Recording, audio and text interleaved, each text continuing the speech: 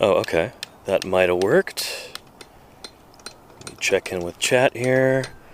Audio and video, excellent. How's my volume levels, everybody? Volume is great. Thank you, Lenina. Excellent. Well, welcome, everybody, back to St. George, Utah. Welcome to this emergency fossil excavation. Glad you could make it today. Holy cow, we're going to have a fun stream.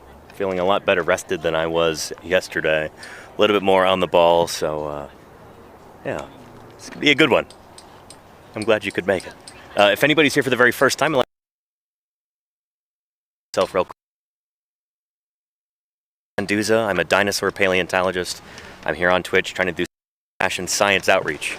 Talking to people about fossils, about natural history, and trying to do whatever I can to help out here. An emergency fossil dig, but this extraordinarily important fossil site is slated to be destroyed sometime around the end of the month, we are told. So we're here trying to excavate whatever fossils we can, trying to record as much data as we can, trying to salvage whatever we can before all this gets bulldozed. Sometime in May, it sounds like. So, yeah, that's why I'm here, trying to draw attention to this, trying to encourage people to donate and volunteer if they can. Neolithic Fool, who's a member of our community, just left this morning, but he's been helping out here, and it was great meeting him in person.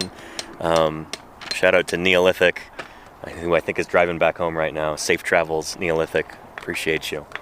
And I appreciate everybody watching right now. Holy cow. And it is a nice day at the site, Jazzy Cat. I got a little bit of rain this morning, which disrupted things a little bit, but it's not too hot, which is a real blessing here in St. George. It gets very, very hot here. Yeah, got some nice cloud cover. Things are good. Yeah, things are really good. Where did I put my tent? Asks Moxie Drinker. Right there. Andrews is over there. We were talking about how strange it is to be camping here in the middle of town, you know. There's the Dinosaur Discovery Site Museum just over the road. There's Taco Bell next door. There's the middle school. There's a housing development. There's one of the busiest roads in the whole town right there.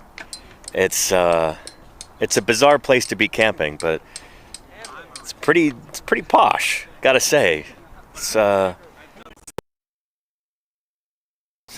being in the middle of civilization and still getting to sleep in a tent is pretty. Yeah. I like how spaced out you all are, says Lenina. Well, that's the thing. There's not very many flat spots to put a tent. Mine is actually at a little bit of an incline there. That's the flattest spot I could find, independent of Andrew. Andrew wanted to set his up right next to his car. Fair enough. So I had to find another spot right over there. But, yeah. Yeah. No big campfires, says Max Dream. We don't want to get the fire department out here. No, I don't think we can do a campfire in the middle of St. George, but let me scoot past the little plant site here and check out these shade tarps that we've got going. I always try to have fun. I love it. Nice. Maybe I'll wear my, I have ones that are just... Sure, yeah. I'm gonna rock saw a whole bunch of fish. That would be yeah. I don't want to, but I mean, done so much rock sawing today. But anyway, there's lots of cool fishies in the ground. Maybe you want to go show folks the fish. That would be awesome, yeah. Yeah. Again, for anybody who's new, we've got museum curator Andrew R.C. Milner here. Elite paleontologist Andrew R.C. Milner, as they said in one of the press articles. Yeah. Nice to be elite. But, yeah. And Hannah's back, too. Hi. Yeah. So we've been having a lot of cool fish finds today. We're pretty excited about. So we'll walk around and take a look at some of those. Yeah, somebody in the chat was asking if we had a big campfire last night. I don't think that would have been a good idea. Yeah, probably not. I do like the idea, though, of getting the solar lights for the quarry at night. Yeah. A little ambiance. That'd be really nice. That'd be very nice. Do you think we'll have a chance to run to the hardware store later and get them, or? Yeah, I think so. Yeah? Yeah. That'd be pretty cool. It would be. All right, I guess I'm going to fire up the rock saw. Nice, okay. Ontogeny. We're going to make some noise and dust. Excellent. Yeah. Oh, XVR wants to know how Andrew liked last night's hockey game. Oh, there was a hockey game last night? Was it good or was it bad for the Habs? I don't know. I only know what chat is telling me. That's. Hold on a minute. I just gotta check right now. Let me see live reaction from a true hockey fan. Hold on, what was that? That looked... Probably another fish. They're freshwater sharks known from this location, actually. Which, it sounds crazy, freshwater sharks, but it actually used to be like most sharks. Well, I don't know if I'd say most, but You said Columbus had to lose, right? And Yes. the Habs had to win? Yes. a lot of sharks, especially in the Triassic. Let's see. Columbus won. Oh no. There's some sharks that can Ooh, tolerate it's all on the wire tonight. especially. They played the Hurricanes tonight in Montreal, It's all the dust. and they've done well against them this season. Yeah, he's live. Yeah, I'm a little stressed out.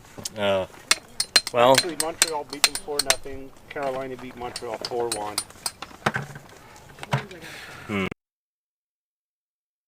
Better get their acts together tonight, because they haven't been the last. well, we can run the internet here if you really need to watch or anything. We could, yeah, we can make that happen. We do have an ESPN account, so Nice. I didn't bring my projector or anything, but we could fire it up on the laptop maybe. Yeah. all right, guys, are you ready for me to rock off? If you are, I can vacate this area. Okay. All right. Andrew, can I give you that before you depart and you stick that in the backpack or whatever? So that's basically the script, the ideas for a script, Oh, cool. and there are the questions that we want to go through. And when are we doing this? So probably in a week, Oh, in a week. Okay. straight? Yeah, so, Awesome. yeah, I'm gone. Some serious I'm media gone next going week, here. so a That's week and a awesome. half, 10 days, Yeah. Okay. something like that. Yeah. Sounds So- good.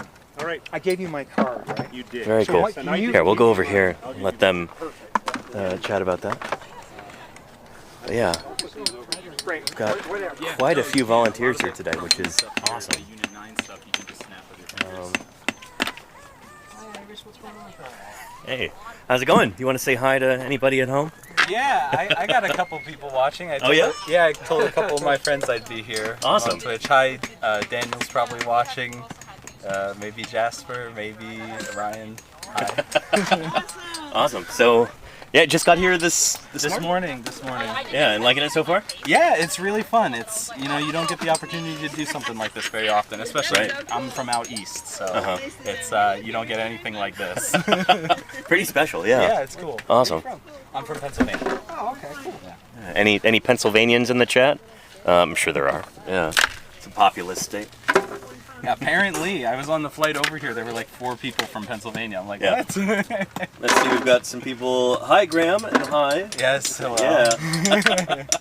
Awesome. Cool. Yeah. Well, I'm sure we'll stop by in a little bit, but yeah. And who's this over here? My goodness. Youngest member of the crew. Yeah, the youngest and Yeah. millions of years older than she is. Exactly, yeah.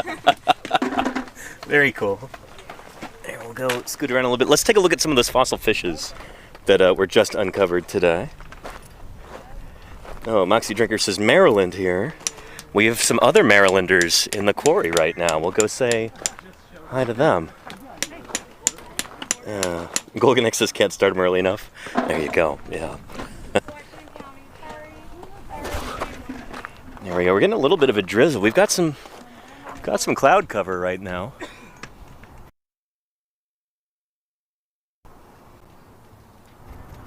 Hopefully we don't. It doesn't look like we're gonna get any sustained rain. Just a little drizzle.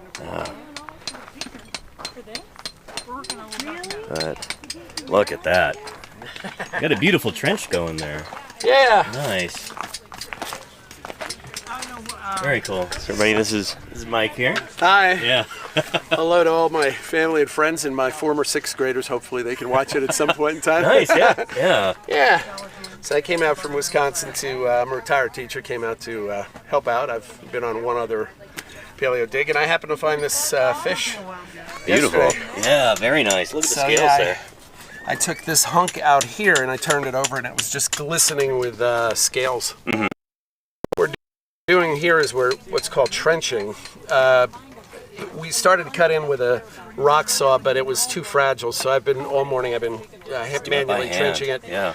What we're going to have to do at some point in time is put toilet paper up of it, wet it down to protect it. Then we're going to take strips of burlap, mix up some plaster, and very carefully plaster it, let that dry, and it'll stabilize it and protect it to get to the museum. Then they'll have to kind of undercut it and very gently flip it over and take it back to the museum. Yep. So yeah, 200 million year old fish. I'm looking for 200 million year old chips so we could have a good supper tonight. So yeah, that's what I'm looking for. So, so it's fun. The weather's been beautiful, and people here are great. And Andrew's just an awesome guy as a paleontologist. Hannah's been wonderful. My family and friends that I told about this, having a good time down here in Utah. Pack, yeah. I gotta include that, right? Yeah. Great explanation. You're a natural on camera, of course. Yeah. Well, having to be a teacher, I gotta put on a show every day. Exactly. Right? Yeah. So yeah. Should we shout out your book too? You were telling me about that. Yeah. I have for those of you in Utah who are watching, I wrote a book called Grandpa and His Magic Rocks. It was written specifically for middle school students. Nice. You can find it on Barnes & Noble. Okay. There just was no literature here in Utah for kids that age. It was either little kid dinosaur stuff or way over technical their head, literature, technical stuff. Yeah. And so it's basically the pictures of me and my family and the places I went to. I did all the artwork and the photography and the writing and everything. So it's kind of fun, but it's a nice little guidebook for kids. Nice. It's the story is my grandkids are staying with us for like 2 weeks, and so Grandma and I take them around Utah and show them these really cool. Oh, very cool. And I tell the story of the geology. Yeah. It. So it goes from beginning of Earth all the way up until modern times, and then at the end, I the last chapter, I have a part to remind everybody that this is not just our Utah. Future generations of animals and people and plants are going to be here, and it'll be their Utah as well. So I need to check this book out. That sounds really cool. Yeah. BarnesandNoble.com. Grandpa and His Magic Rocks. So, awesome. Yeah. Thanks, Mike. Yeah. So thanks, Danny. Very cool. Awesome. I've been told that you can get that book if you're here in Utah in the Department of Natural Resources bookshop there in Salt Lake. They've got a lot of great books, including that one. And holy cow, we've got a huge raid going. Excellent. Hello. Kit Boga raid. Holy moly. How many thousand viewers is that? The chat is moving too quickly. I couldn't even see. But welcome, everybody. Holy moly. Welcome to Paleontologizing. Welcome to St. George, Utah. We're here at an emergency excavation, digging in rocks that are 200 million years old. We're trying to uncover these remains of ancient fishes, ancient plants, ancient invertebrates, and dinosaurs before this site gets bulldozed in a few weeks. So we've been told April 30th is our last day to work here. It could still change, but the city owns this land, and the city has decided that they want to build an electrical substation here. Just basically destroy this whole site.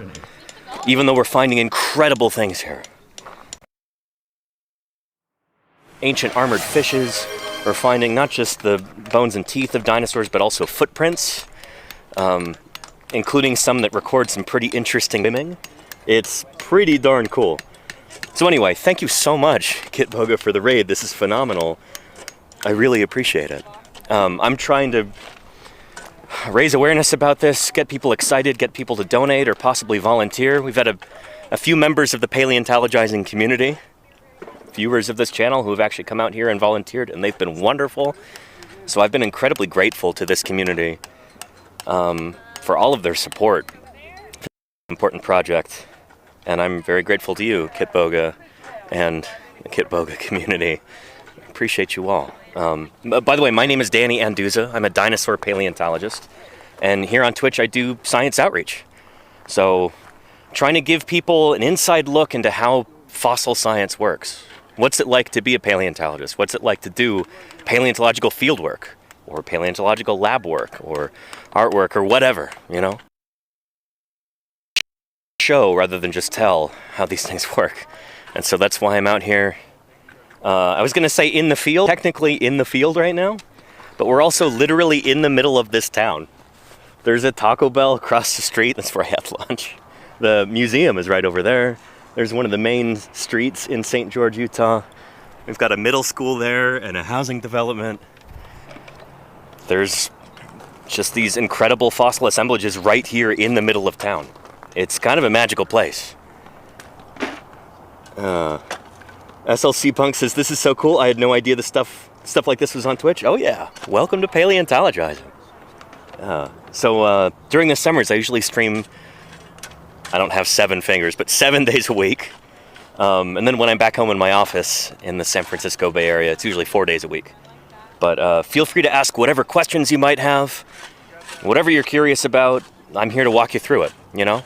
Try and give you a first-hand glimpse into what paleontology is all about, you know? Quite frankly, that's a great name. It says, this literally made my day. So cool. Thank you. I appreciate that. Thank you for saying that. And do you find real full-size dinosaurs? Dinosaur skeletons from this site yet, but we have a few intriguing pieces. We've got from some meat-eating dinosaurs, and there's a couple of vertebrae so far. But most of what we're finding are these fossil fishes, and I can go show you some right now, actually. Let's go take a look. And I think boss man, museum curator Andrew Milner, is going to be firing up the rock saw in a minute. There's going to be a lot of noise and a lot of dust, so that'll be exciting to watch, too. And Cutest Momo EU says, your voice is so soothing. I love it. I'm flattered. Shoot. I don't know what to say. Thank you. All right.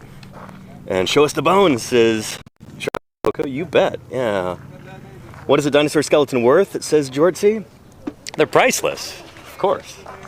Dinosaur fossils tend to be pretty rare.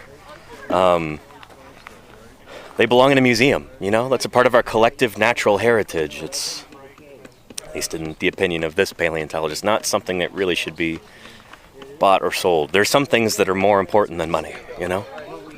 And dinosaur fossils are one of them, in my opinion. Yeah. You belong in a museum. I've been in many museums at one Mag Rain. So yeah, you're not wrong. Yeah. And do I work for a museum or government organization for this kind of work? Asks Runic Library. I'm freelance, so I actually stream full-time here on Twitch. This is, believe it or not, how I make my living as a paleontologist. There's far fewer than you would hope in this field, and they usually don't pay very well at all, if you can get them.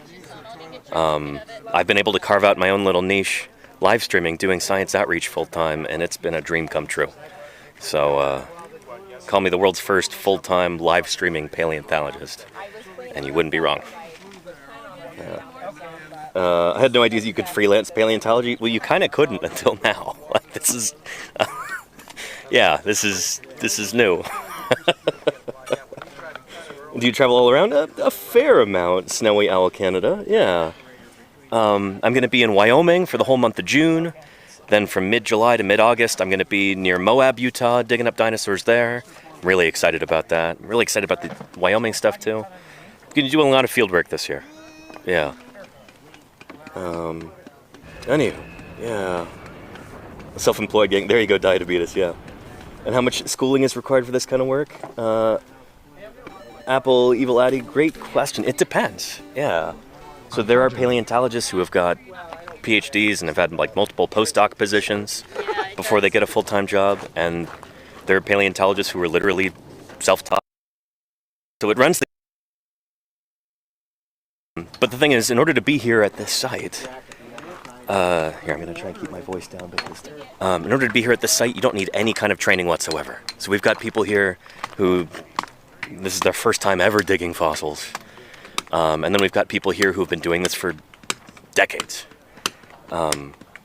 If you're in the area and you want to help participate in this project before it's over, we could really use your help. No experience required. We'll train you on site. So we've got a few new people today. It is their very first hour of digging fossils, like right now, which is pretty exciting. Yeah. So yeah. So it's all volunteer, says Georgie. Yeah, there's only a a few of us who are getting paid, and those are the people who work at the museum across the street. So, yeah. Again, that's literally right over there. Right behind those orange water containers. That's the museum. And the reason why the museum is so close to the fossil site, how convenient is that, right? That's because that museum is built on top of these same beds here. So these are from the earliest Jurassic period, about 200 million years old. Almost 200 right on the dot. And yeah, this is the remains of an ancient lake, what we call ancient Lake Whitmore. Giant freshwater lake, about the size of Lake Erie, that was right here in Utah and in northern Arizona 200 million years ago. There, Andrew's using the rocks over there. Let's go take a look.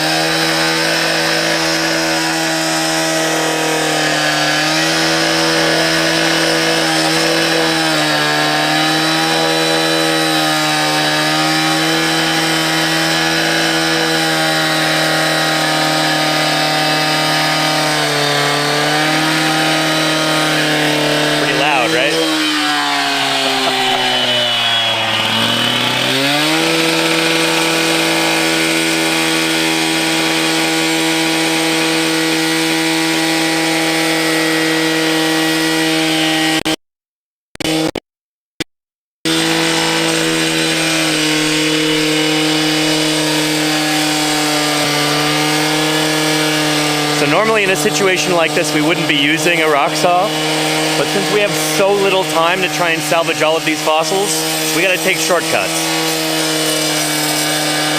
Hence the rock saw. Normally we would do hand tool, but we don't have that kind of time right now.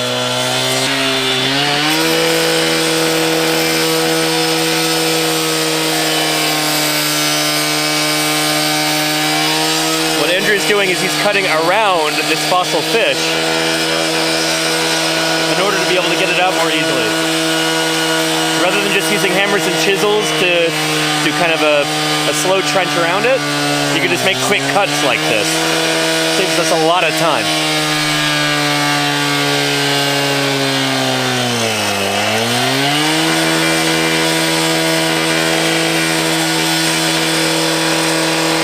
Jag Money wants to know, how do you determine bone from just rock? I'll show you. We'll take a look at that right after Andrew's done. And maybe we'll have him explain what's going on with that fish too. There's a really good chance that that particular fossil fish there might be a totally new species. Might be brand new to science. That's why it's so important to get these things activated, you know?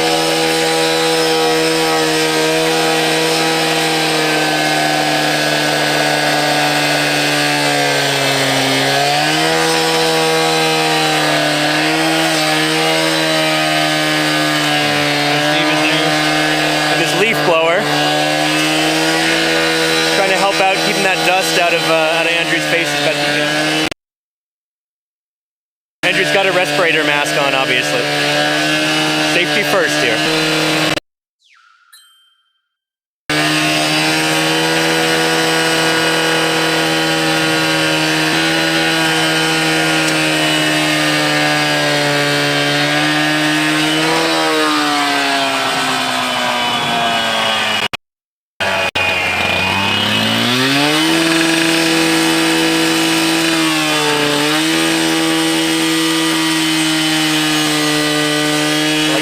Crowd gathered here to watch.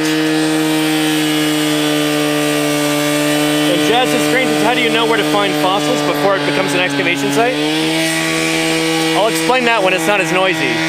But we do what we call prospecting. You walk around and you look, basically.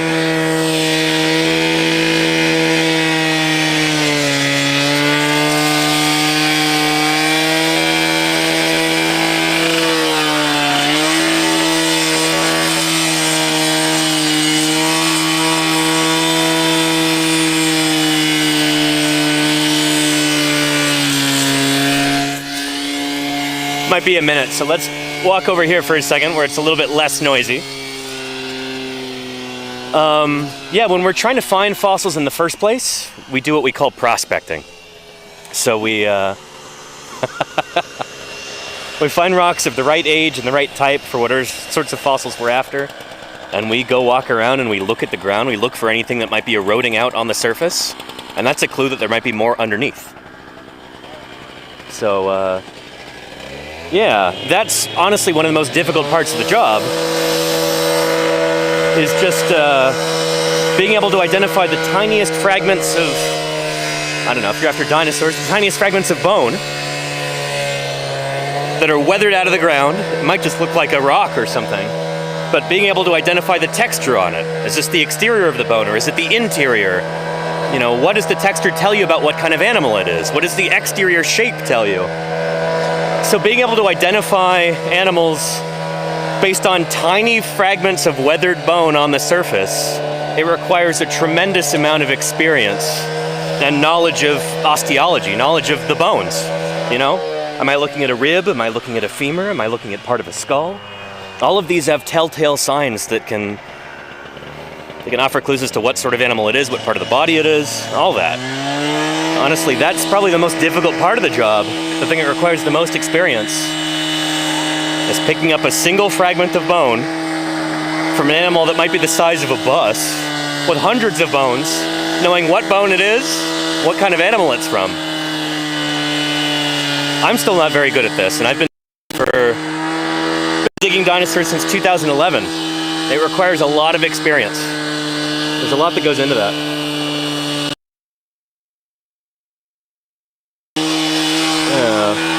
You look around and see a tiny bone peeking out of the ground? Yeah, exactly, AOA. I think, especially here on Twitch, a lot of folks kind of assume that this is some sort of a high technology enterprise, that we have or some sort of magical AI technology or something, and that's not it at all. It's just the old Mark I human eyeball. And all the stuff stored in this bunch of goo up here. That's how we do it, you know? There's way too many variables in order to have some sort of automated process or something for figuring this stuff out. We still do it the old-fashioned way because there's no better way to do it. Where we do have technology come into the fore and help us out is with like rock saws, with things like cameras, GPS, photogrammetry to a certain extent. Sometimes LiDAR and stuff like that, but for the most part, you know, we dig dinosaurs the same way that old Cope and Marsh did back in the 1870s, using hand tools, using picks and shovels and, you know, little scrapers and things like that. Not a whole lot has changed. The way that we protect the fossils for transport to bring them back to the laboratory, that's largely unchanged since the 1870s. You know? Some solutions are just very elegant and simple and inexpensive, which is important for a field where we don't have a lot of money. Yeah. Yeah. Anywho, let's go take a look at some of those fishes there. now that it's a lot quieter and less dusty.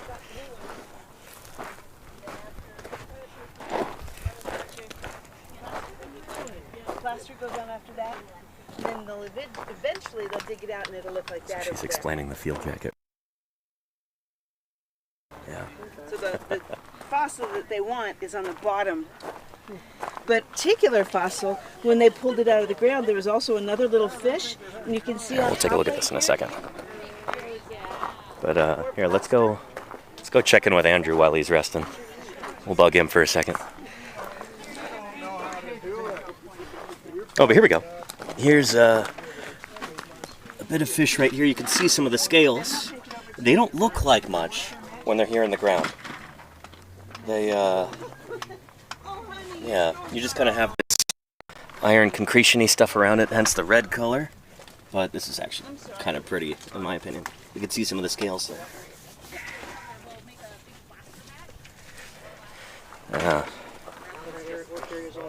Hey, boss man. I ran out of juice. Oh, you ran out of juice. Yeah. Literally and figuratively? Yes. Did I? She made the same joke just a minute ago.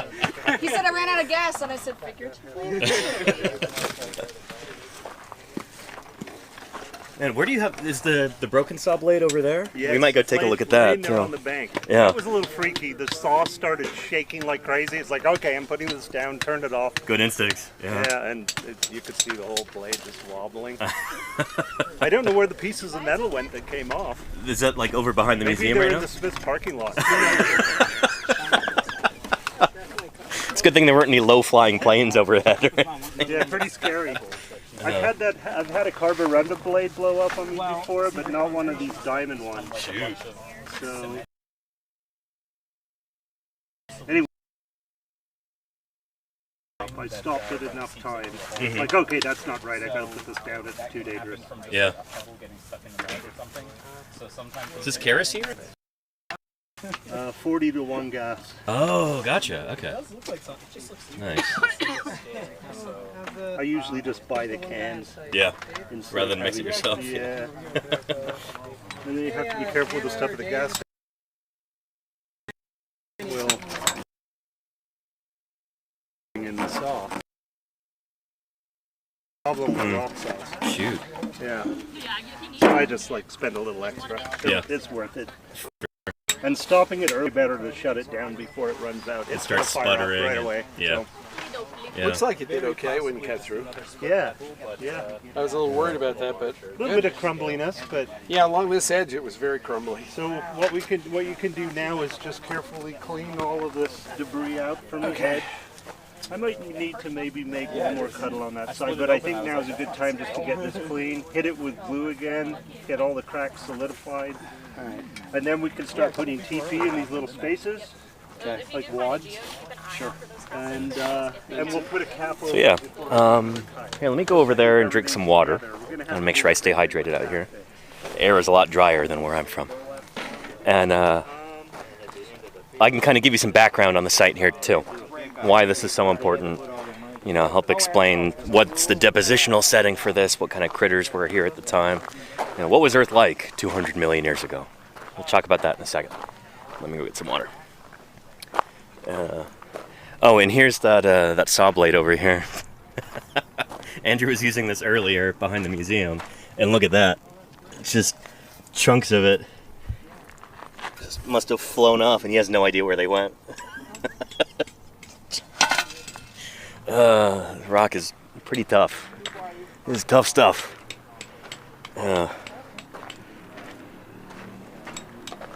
So again, we wouldn't really have much need for rock saws, except we've got to get all this stuff out as quickly as possible, you know? We don't have the time to really do things the way we'd like to do them. We gotta take shortcuts, you know? That's the situation that we're in before the city of St. George decides, you know, to roll the bulldozers in and just wreck everything. I'm glad we've got the amount of time that we've got, but it's heartbreaking to know that there are so many more hundreds of fossils in here. Really, really scientifically important ones. Like, there's almost no other sites like this in the world from this particular time. So this is, it's important stuff, you know? There are new species in here that we're excavating right now. Anywho, let's drink some water. Yeah. Anyway, we still got 1,011 people watching. This is incredible. Thank you again, Kit Boga, for that raid. I really appreciate it. Yeah.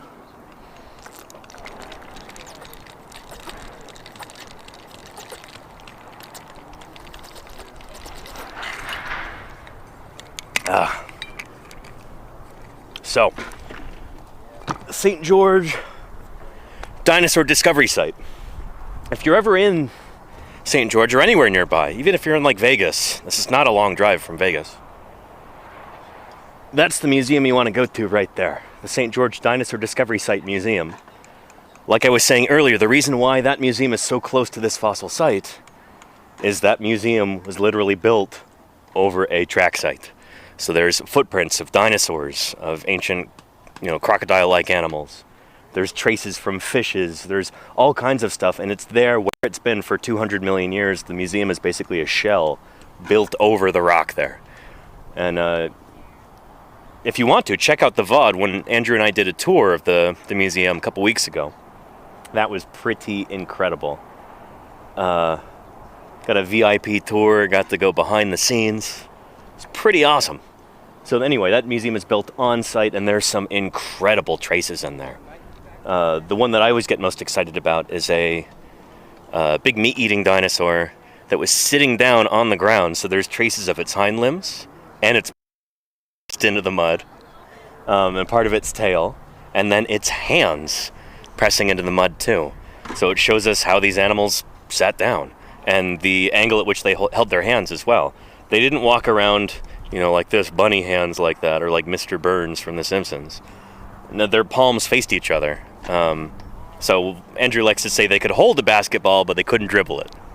Does that make sense? And the handprints show us how that is. The really cool thing about trace fossils like that is you're not just looking at the remains of a dead animal. You know, this is a skeleton after the critter's already passed. These are traces that it left during its lifetime. These are records of its behavior, and that's really special. At this site here, we've got both of those. We've got body fossils, the remains of the animal's bodies, and we've got trace fossils too, the remains of, you know, the traces of their behavior during their lives. So we're finding all these fossil fishes. We're finding occasional like bones and teeth of dinosaurs and other critters. And we're also finding their footprints. We're finding traces that they left in their life here at the same site. So that's really, really important, especially if we can kind of find them side by side, then we might be able to determine which animals are leaving which traces. You know, if we find the and we're finding the footprints of a big meat-eating dinosaur, you might be able to match those up. Oh, these traces are from this particular kind of dinosaur, which is extraordinarily difficult to do, you know? It's extremely rare that we can actually match up the footprints to a particular species. This is one of those sites where that sort of thing might be possible, you know? Extraordinarily rare. Anywho, yeah. Let's, here, I brought some visual aids here to help explain some of these concepts so I can show rather than just telling. Here's a lovely piece of artwork that was made for the museum. This is of a smallish meat-eating dinosaur, maybe similar to like Megapnosaurus. And you can see it was walking down the bank right here down into the lake, and then getting into deeper water here as it's moving through. It's going from walking to, it's leaving these, what we call swim traces right there. We've got records of these there in that museum and also from here. Or like a footprint trackway that goes from walking traces on land. As the animal is moving down into the lake, they turn into swimming traces. As the animal is buoyed up by the water, its feet are no longer really, they're just kind of barely scraping the bottom and leaving these kind of like, you know, tick marks, these like almost slashes in the mud. I could show you some of those right over here. Yeah. Flowers of Salt says, is the site still taking volunteers? Absolutely. Yeah. Yeah. For the next few weeks at least. And also, if this sort of thing sounds interesting to you and you're in the area, the museum always needs volunteers, and a lot of the fossils and material that we're getting out here is going to be piled up behind the museum there. They're going to need people to look through that. They're going to need people to help clean these things. They're going to need all kinds of people to help out. So if you've always dreamed of participating in fieldwork, digging up dinosaurs and other critters, or working in the laboratory, making scientific discoveries, you can absolutely do that here. No experience required, too. So get in contact with Jalisa,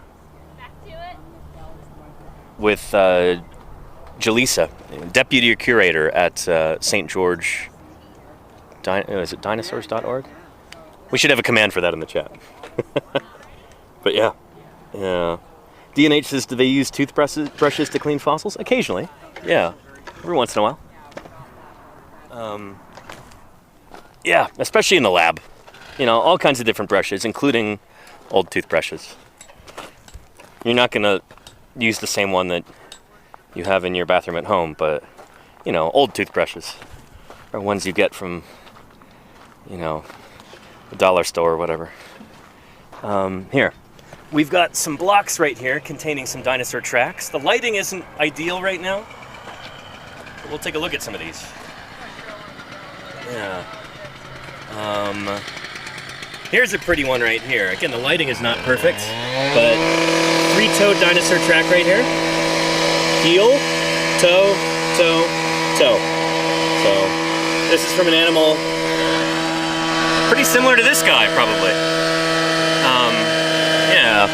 So we've got names for the dinosaurs, but we've also got names for the footprints.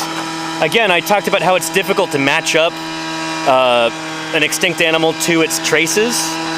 So we have different names for the traces, just so we don't get things too confused.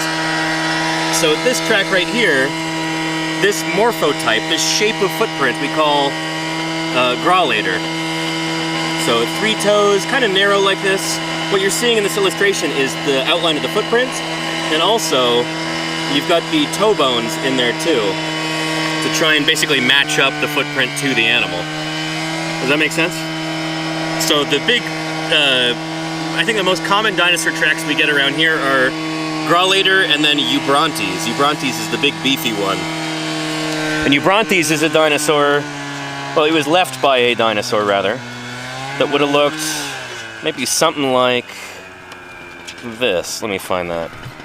There we go. The nearest thing we have to what may have left Eubrontes tracks is like Dilophosaurus. So here's a nice illustration of a Dilophosaurus-like dinosaur leaving those Eubrontes tracks. Does that make sense? Yeah, so big, two-legged, meat-eating dinosaur. Not the kind of critter you'd want to run into in a dark alley. Oh yeah. Oh, we had a question, what kind of sedimentary rocks? So these are lacustrine deposits, so from an ancient lake. And geologists will sometimes come up with names for these ancient lakes if they're particularly prominent. This one was huge, and we call it Ancient Lake Whitmore. And here's an illustration of that right here. So here is the state of Utah. There's the modern state boundaries. There's Arizona, Nevada right here. Lake Whitmore was enormous, like the size of Lake Erie, or one of the other Great Lakes, possibly. Huge, huge, huge lake. So these same kinds of rocks that we have here extend down into Arizona, and then up here into southwest Utah as well. So enormous, enormous lake. I'm gonna scoot over.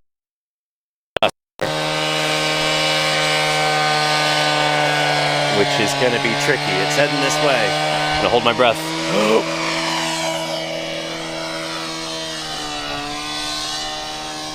There we go.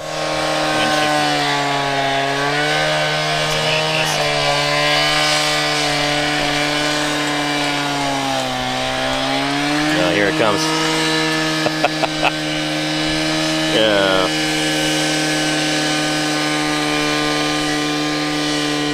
And hey, Science Streams, good to see you, and good to see you, Volcano Doc. If any of you are new to all of this, you're new to paleontologizing here, make sure you follow Science Doc. They are both PhD researchers who stream science here on Twitch. Science outreach, and they're just cool people. So give them a follow, both of them. That's Science Streams and Volcano Doc. And HTHTV says this is fascinating. Thank you. Fayette says, why is the site getting destroyed? I ask myself that every day. So here's the thing. Here in southwest Utah, the town of St. George, that we are currently in the middle of right now, this is a rapidly growing town. There's a lot of people moving here, people are having a lot of kids, all that stuff. The town is expanding at a rapid clip. And, 20 or 30 years ago, this is all farmland out here, or just, totally undeveloped. People started finding dinosaur footprints out here. Andrew Milner, who's now curator of the museum across the street, he was brought on board and realized these footprints are extraordinarily important. And so he worked with some people to get some land donated to the city to protect it, so that they could build a museum and they could make sure that these, fossil footprints and all the other fossils here would be here for future generations. So this land was either donated or sold to the city, depending on the parcel. Property. It was donated to preserve the fossils. And now the city has decided that because this town is growing so fast, this area, and they want to build a power station here, like an electrical substation. So we're really hoping they change their mind about this, but we'll see. They've told us right now, the story is that we've got until April 30th to keep working here, and then they're going to kick us out and maybe start bulldozing it. So that's the story.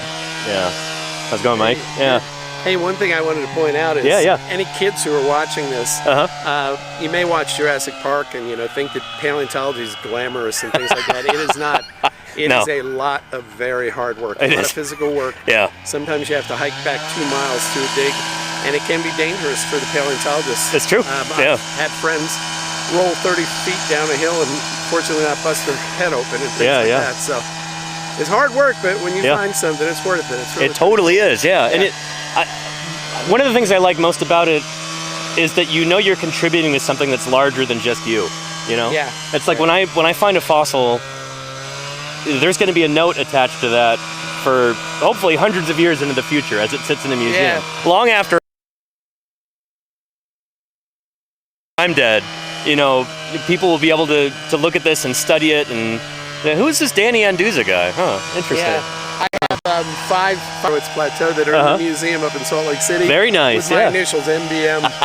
So that's my, it's pretty special. Yeah. It's pretty cool.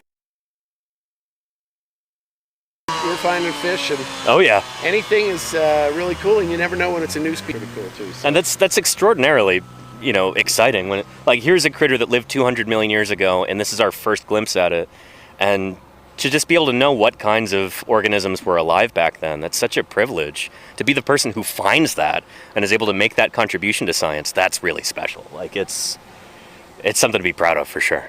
Yeah, little thin snapshots of the world that was. Yeah. It's pretty cool. So anyhow, well, thanks for coming, man. Yeah, thank you, Mike. Sounds like the rock saw has stopped for now. I'm going to get a little bit more water.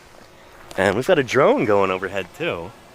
A guy with a very fancy camera. I haven't had a chance to talk to him yet, but it sounds like he's going to be interviewing Andrew about this.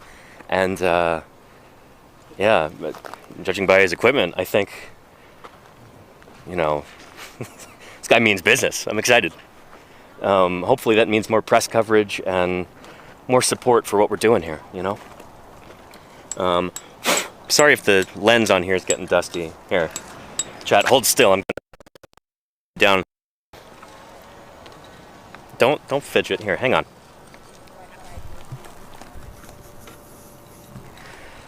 Much better. Thank you. Yeah.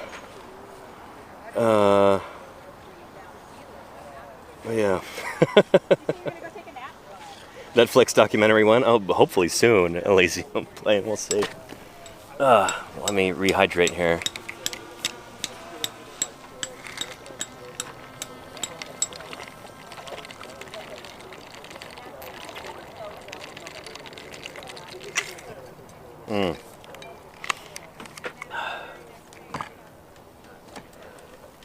It's not even particularly hot today, especially by St. George standards.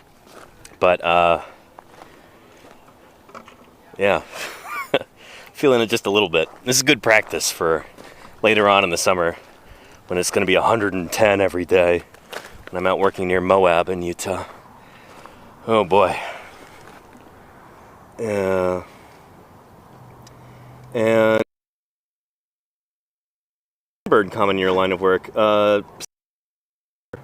Prevex. I don't know about skin cancer. A few paleontologists have had it, but honestly, the most dangerous thing about field work is the most dangerous part of just about any job. Yeah. So be careful on the roads out there. Yeah. And Rack Rock says, what's your best discovery yet? Oh, mine personally? You mean here at this site, or you mean during my career? Since I've been live streaming, I haven't had too much time to actually dig, so I haven't found too many things that are super exciting. What could be shark teeth and stuff. But over the course of my career, I've found a couple new species of dinosaur. Pretty excited about. One of them hopefully should be published before too long. New kind of horned dinosaur from the Judith River Formation. Yeah. I found lots and lots of dinosaurs over the years. Only one or two of them are new species. Yeah. Anywho. And what states or places in the world have very dense fossil discoveries? Well, all kinds. Holy cow, there's so many. Here in the kind of the Rocky Mountain West, we've got a lot of dinosaurs in particular, and other like Mesozoic critters, just because we have rocks of the right age and the right type. But there's, important fossils from all over the world, really. Anywhere you've got sedimentary rocks that were laid down by the deposition of ancient sediments, you usually have fossils in there. And they can range from tiny little microscopic things to, the bones of giant sauropod dinosaurs. It runs the gamut. We were talking a little bit about this yesterday, how the White Cliffs of Dover in the UK, those are literally made of fossils. Those are made of the tiny calcareous shells of marine microorganisms, things like foraminifera, diatoms, radiolaria, basically fossil plankton. Pretty cool to think about. Literally made of fossils. And let's see, the action stack. I've never really been to Alberta, but I've worked just south of there, like 2 miles south of Alberta. There's a place called Kennedy Coulee up in northern Montana, north central Montana. I think it extends up into Alberta.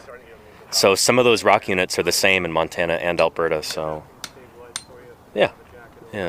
But Montana is where I kind of got started digging dinosaurs. I've had done a lot of work there. No, I'll probably be back tomorrow. I'm taking Friday off. It's supposed to rain. Prehistoric Plaza. Yeah, absolutely. Kazakhstan's got a ton of cool fossils. So does Kyrgyzstan and Uzbekistan. But there's not that much work going on there, unfortunately. Anyhow. Yeah. Let's maybe take a look at some of those fossil fishes like we were talking about.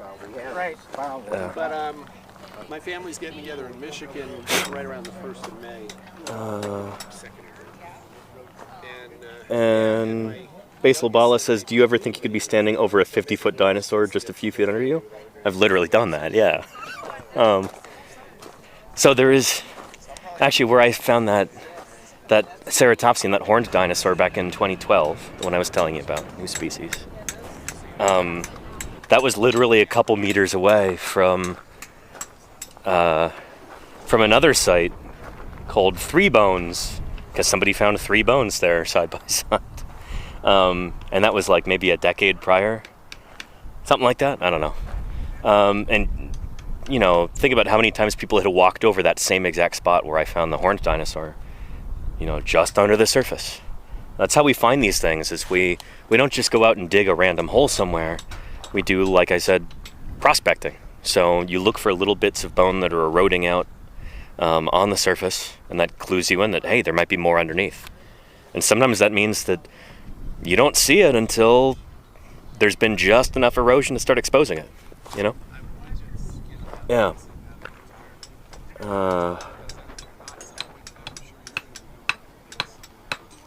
But yeah. Let's take a look at... Oh, we got a box over it. Maybe we'll let that be for now. Do you think it's safe to pick that box up and take a look at the fish? Probably. Yeah, I think they just... You can blame me if anything goes wrong. It's my fault. Yeah, I think they're just... Yeah. They probably vine acted or something. Yeah, nice. Yeah, so I put some polyvinyl acetate glue over the top. You can actually see there, well, this looks like a big kind of reddish brownish blob. You can actually see some of the fin rays right there from this ancient fish. Right there, see? And so in the lab, we'll do some prep work. We'll remove some of this rock. It'll look much prettier. It'll be, you know, you could tell at a glance that it's a fish after it's been prepped. But right here, we get these kind of iron concretion-y halo stuff that kind of develops around the fossils here. So this, presumably that's a semi-anodid, which is the most common kind of fish that we have here. And I have an illustration of it. Yeah. That is right here. So yeah, kind of like, they almost look kind of like a carp, but this is from a totally different group of fish. It only superficially resembles a carp. And they had these armored scales on them, a lot like a, say, an alligator gar today. They've got these scales that are made from, I guess it's, what is it, ganoine? They're ganoid scales. But it's essentially like, you know, bony armor on the exterior of the fish with enamel over the top of it. So these fishes were all over the place in here. When you find loose scales of them all over the place, I'll show you some of them. So those fishes might be the reason why we've got so many three-toed dinosaur footprints from here. The dinosaurs were coming here and presumably eating these fishes. So wandering into the lake, and yeah. Can we check in with you in a little bit, Mrs. Ferguson? Okay, cool. I'm gonna show off some fish scales, then I'll be back. Okay. Yeah. Yeah, we've got a teacher here from Maryland. Her students don't know that she's here right now, and she's gonna surprise them. So I'll go interview her, and we'll get some good clips, and she'll be able to share those with her kids. Yeah. Oh yeah, scales. So yeah, some of them are kind of visible right here on the surface. Fish scales like this. These are not particularly pretty, but let's open up our little box of treasures here. Here's some that I prepared earlier. Where's the really pretty one? There we go. Look at that. So Thomas actually handed me this before he left. Nice guy, just met him today. But do you see that glint there? That's that enamel on the fish scale. So one of these armored scales covering these fishes. Pretty cool. And you can kind of see those prongs on the end. That's like the part that kind of attaches to the skin, and then this part is on the outside. Pretty neat. So there's all kinds of those around here.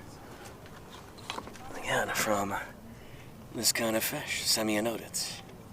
Yeah. We've got other kinds of fish from here too.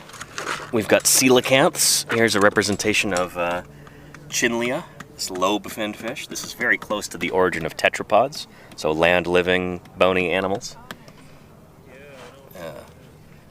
And we've got ancient lungfish, like Ceratodus. This is very similar to our Australian lungfish today, Neoceratodus.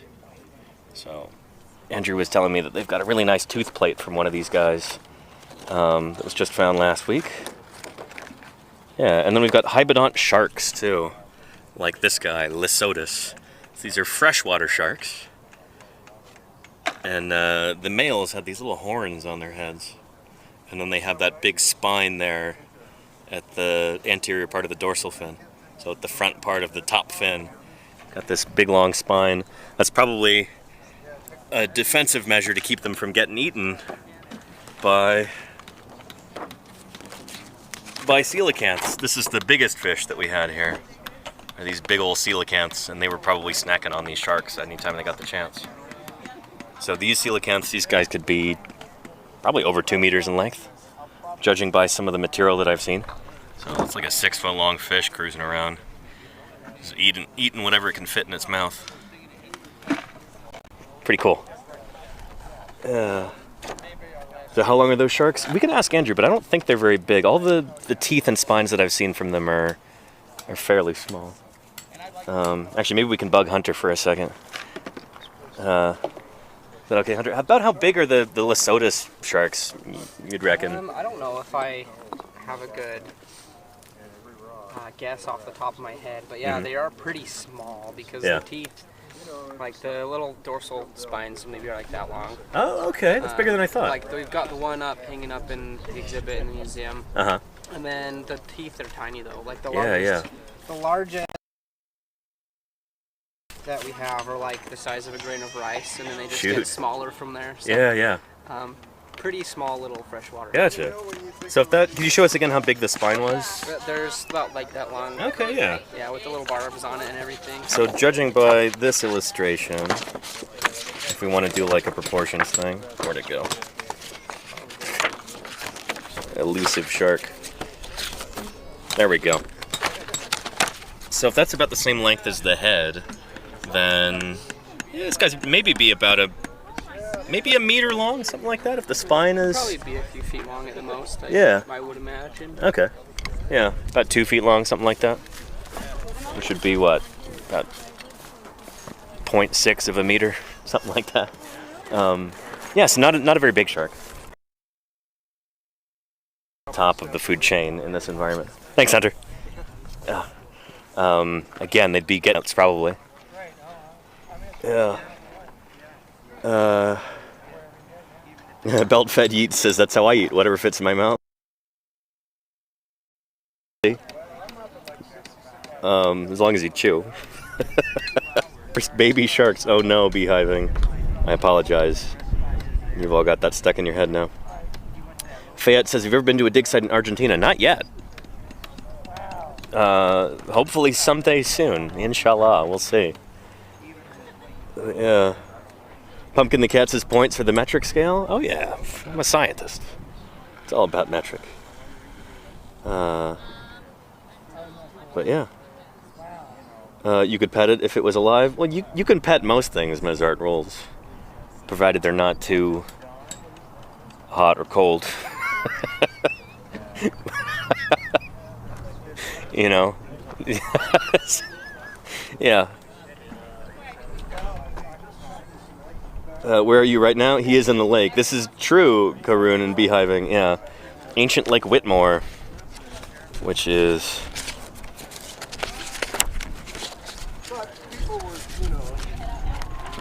Here we go. So this is the U.S. state of Utah right here. I'm in the southwest corner, St. George, Utah, basically just over the Arizona border. And this was this lake that was here 200 million years ago, during the very beginning of the Jurassic period. Yeah, and today, again, this is St. George, Utah. I'm literally in the middle of the town right now. So across the street is the museum and a grocery store and a Taco Bell right over there behind us. We've got a housing development right up there behind the site. There's a middle school just behind this big mound of dirt. Middle of civilization. It's a weird place to be camping. Like I am. But we got special permission from the city to do that, so yeah, beats spending hundreds of dollars on a hotel, you know. Yeah.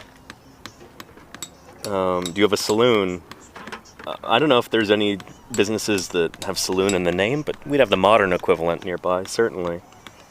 Freelancer, yeah. Yeah. How will the latitude have changed since 200 million years ago? So at the time, Action Stack, this was, well here, this gives you some indication. That red square right there is this map. So Utah, Arizona, Nevada, California. Right there, so kind of near the west coast of Pangaea. So back then, all these continents, North and South America, Europe, Asia, Antarctica, Australia, Africa, they're all stuck together into one giant landmass that today we call Pangaea. And so I think latitude would have been further south than it is today. But we can maybe check with Andrew if you're really curious about that. But yeah, it would have been closer to the equator, I think, than it is today. Yeah. And hello, interesting job. Where can I find and read about this researching? Asks. Bugsick Bunny. Let's see. There's a wonderful video about this whole assemblage of fossils. That'd be a good place to start. If you search like Brian Eng St. George Dinosaur Discovery Site video, he produced a video for the museum across the street, and that's actually a really nice primer on, you know, this particular time in Earth history and the kinds of fossils that we have here and why they're important. It's a great place to start. But there's been a number of scientific papers written about this too, if you're looking at the technical literature. Our curator, Andrew Milner, there has written a lot of papers about this. And yeah, there's also a lovely book about all of these fossils. What's it called? Tracks in Time, I think? I think Hannah's got it over here. Let's go bug her for a second. Let's see. Hey, Hannah? Have you got your book over here? No, but I can go grab it for you real quick. If you don't mind, yeah. And then you need something? Okay, a second. Actually, maybe we'll check in with Mrs. Ferguson over here too for her class. I kind of forgot about that. Keep your eyes out. Yeah. There we go. Yeah. Yeah, let me go grab my book for you. Awesome. Thanks, Hannah. I appreciate it. Yeah, so you can actually order this book online. Might take a while to ship, but if you're interested in this, that book is the best like single source of information. Very concise, beautiful illustrations. It's excellent. Yeah. Here we go. Nice. Thank you, Hannah. Beautiful. This is it. Yeah, this is the same book that I had Andrew sign last time that I was here. Yeah, Tracks in Deep Time. That's the title. So, lovely illustrations in here, including some of the same ones that I've got on my little visual aid thing. So, plants, tracks. There's. Here, oh yeah. How about I? Well, I'll be like your Wheel of Fortune or whatever. Who Price is Right? Yeah. Excellent. Yeah, there's our semi-noted. Who's this guy? This is our Paleoniscoid, so we're probably finding these guys too. You can see they're really scrunched up. Right. It's just they don't look very distinctive at first when you pull them out of the ground. Little hybodont sharks, Lysotis. Nice, yeah. And fun fact, this is actually a coelacanth palate, not from this guy, right, but we're finding the teeth. Thanks. And then yeah, our body fossils, kind of talking about all of our stuff. Nice. Yeah.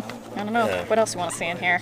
I think that's great for now. Thank you so much. Yeah, no problem. Appreciate it. Yeah. Yeah. So check out that book, Tracks in Deep Time, if you're interested in this stuff. Yeah. Yeah. Yeah. Awesome. Sounds good. Yeah. We'll take a look at that. That sounds great. Thanks, Mike. Yeah. Here, why don't we check in with Oh, and by the way, thank you, Raiders, for coming in. Welcome to Paleontologizing. Let me do a quick little intro, and then we'll go. Mrs. Ferguson over there. If you're here for the very first time, welcome to Anduza. I'm a dinosaur paleontologist, and I'm here in the middle of St. George, Utah, literally the middle of St. George, Utah, in the middle of this town, at this really important fossil site. So these rocks are from 200 million years ago, from an ancient lake, right at the very beginning of when dinosaurs are taking over the Earth. So this is just after a mass extinction event. Earth is still kind of in recovery mode. Lots of new species are evolving and starting to thrive and doing their thing, recovering from this, big catastrophe at the end of the Triassic period. Oh, there's a little lizard right there. Hey, little lizard. How are you doing?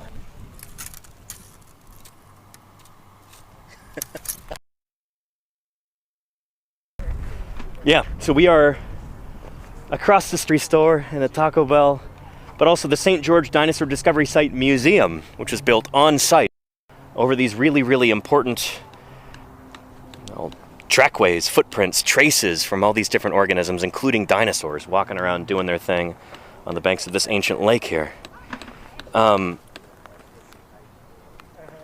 reason why this is an emergency fossil dig is because, while this land is owned by the city of St. George, I guess they acquired this land in order to be able to protect the fossils on it. The city has now decided that they want to bulldoze it, just destroy everything, and build an electrical substation right here. And so we've got until the end of the month to try and salvage as many fossils as we possibly can, trying to gather as much data as we can, trying to do whatever we can to preserve whatever we can before it gets destroyed. So I'm here trying to get the word out about this, get people excited, get people to volunteer and to donate, and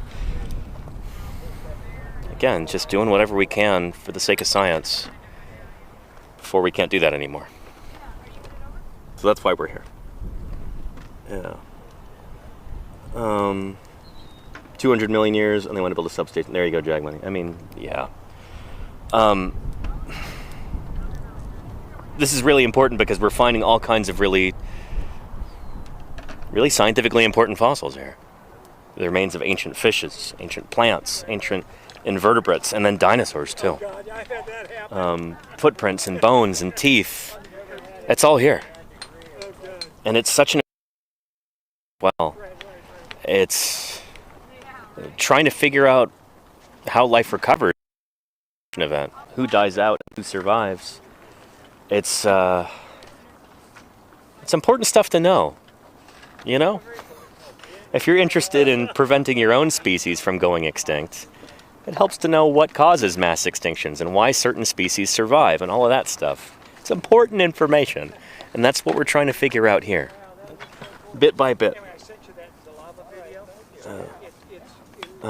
Just sort of the St. George book. Thanks for the recommendation. You bet, Starman. Enjoy. And if you're ever here in St. George, drop by and maybe have some people sign it. Andrew would be happy to do that for you. He's one of the authors on the book.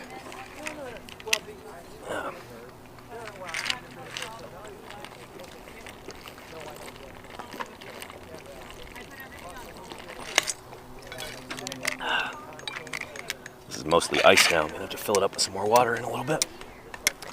Let's go check in with Mrs. Ferguson so she can give a special message to her 7th grade class while she's out here. She came all the way from Maryland, and she's been helping us out, which is awesome. So we'll go check in with her.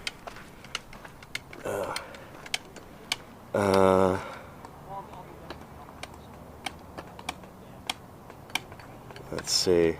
What if upon the burial grounds of ancient people? That's not going to happen here because these rocks have laid under years. This predates the evolution of humans by like 200 million years. So we're not going to find any remains of hominids, let alone humans in here. True mammals are like barely even evolving by this point. The first true mammals, I think, start to arise right about this time, about 200 million. Anyway, yeah. Jazz is Strange says, my 7th grader is watching right now. Yeah. Reddit's the best place to look if you have any All right. ultra-specific question where you... Can we check in with you? Yeah. Yeah. So everybody, this is Mrs. Ferguson here. And Shout out to Fairfield Middle School. your teacher is really awesome. I hope you realize that. Yeah. So this is your first time digging fossils, or digging fossils in Utah at least, right? This is my first time digging like land fossils. Yeah. Nice. Yeah. Very cool. What is it that brought you out here? So I saw a article in the Salt Lake Tribune that came up on Facebook, and I read it and decided that my students should learn about the crisis going on here and debate whether or not they should put the substation in. So awesome. I ended up deciding to take a trip here and help out. So. Do we want to go look at the fossils? Yeah, should we take a look at your fish? Yeah. Look at that. Oh, very nice. Uncovered a little bit more of it. And is this the tail on the end? We aren't sure which end is which, but it does start right there. Nice. and then it comes all the way out here. So the scales exposed right here is when I realized that I had something. So Andrew went in and sawed, but this layer is kind of flaky and weird, so we had to solidify it with some more glue, and we're waiting for it to dry, and then we're gonna go back in and very nice. Hopefully pull it out. So what did that feel like to, you know, find a 200 million year old fish? It felt amazing. Makes the whole trip worth it for sure. Pretty darn cool. Yeah. And there's a decent chance this is going to be a new species too. I mean, like this could be brand new to science. Exactly. Yeah. Dream right there. Right? It's probably new to science. Yeah. It's not been described, these fish. Really?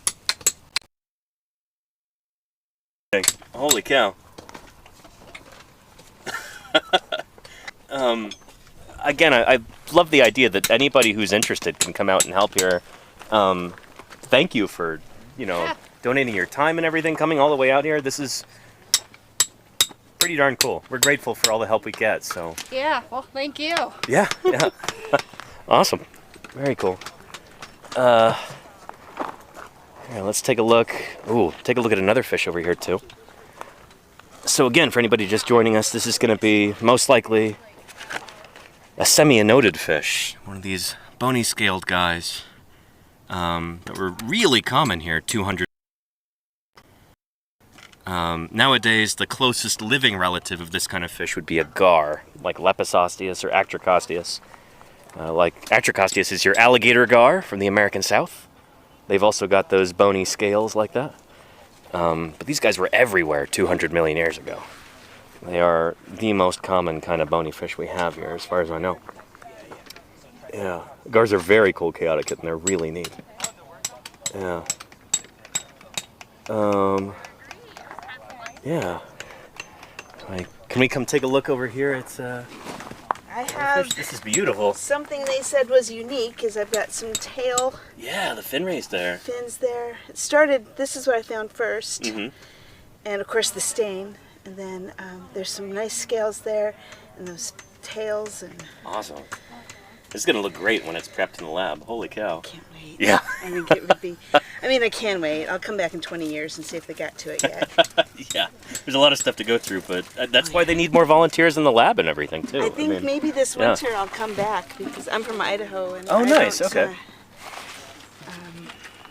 I'm retired. I just do whatever I want. So I think this would be cool. I would love to help prep that out.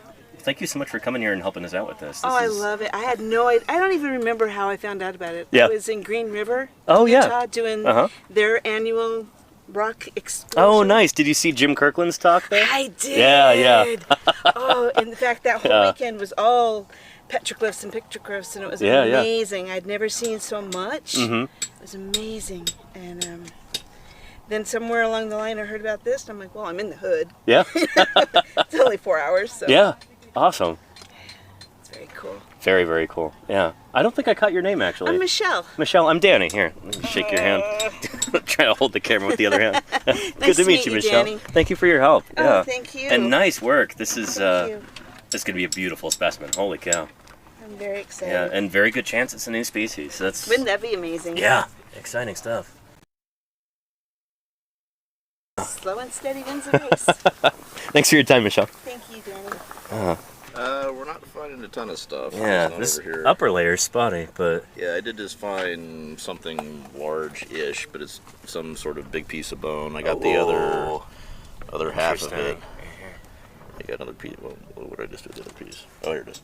Yeah, so that goes on to that. So if we glue that on, it might prep out. And there's a few things like that. You find some little thing, but if you're lucky, you find the piece you knocked off to expose it. You can glue it back on, and maybe they can prep it out. But like a lot of these little cute little things are complete-ish, so they can be prepped out. It's just really hard to tell what they are right now. Yep. Nice. Nothing spectacular up in here. Yeah. At least not today. Paleontology up here and how it's different from... Yeah. It's clearly a different color than that kind of bluish greenish stuff we've got down there. Yeah, so like when you get a unit that's reddish, that's usually of course due to like iron oxide, especially hematite. Other types of iron oxides like limonite and goethite tend to indicate wetter conditions, and they're usually more of an orangey reddish orange color. But reds and purples usually indicate the presence of hematite, and that means the sediments are oxidized. So when these sediments are being deposited, that means that they're not saturated. Air can actually get into the sediments. Gotcha. And oftentimes it's a combination of wetting and drying that gives them that rusted, oxidized appearance. Grays can mean a few different things. In some case, gray colors can indicate what are called reducing conditions, which means kind of low oxygen conditions. And it could be that in the case of this gray fish bed down there, the reason that color is gray is because it probably was submerged at the time, so it's probably like a little pond deposit or lake deposit. And that makes sense that they're finding all the fish in it. But gray can partly indicate like saturated conditions, reducing conditions. It can also indicate that water is like flushing through and kind of like basically bleaching the sediments by washing stuff out of it. Gotcha. And when you get kind of a mottled gray red like that, kind of like we're getting here, that can indicate the presence of like organic material.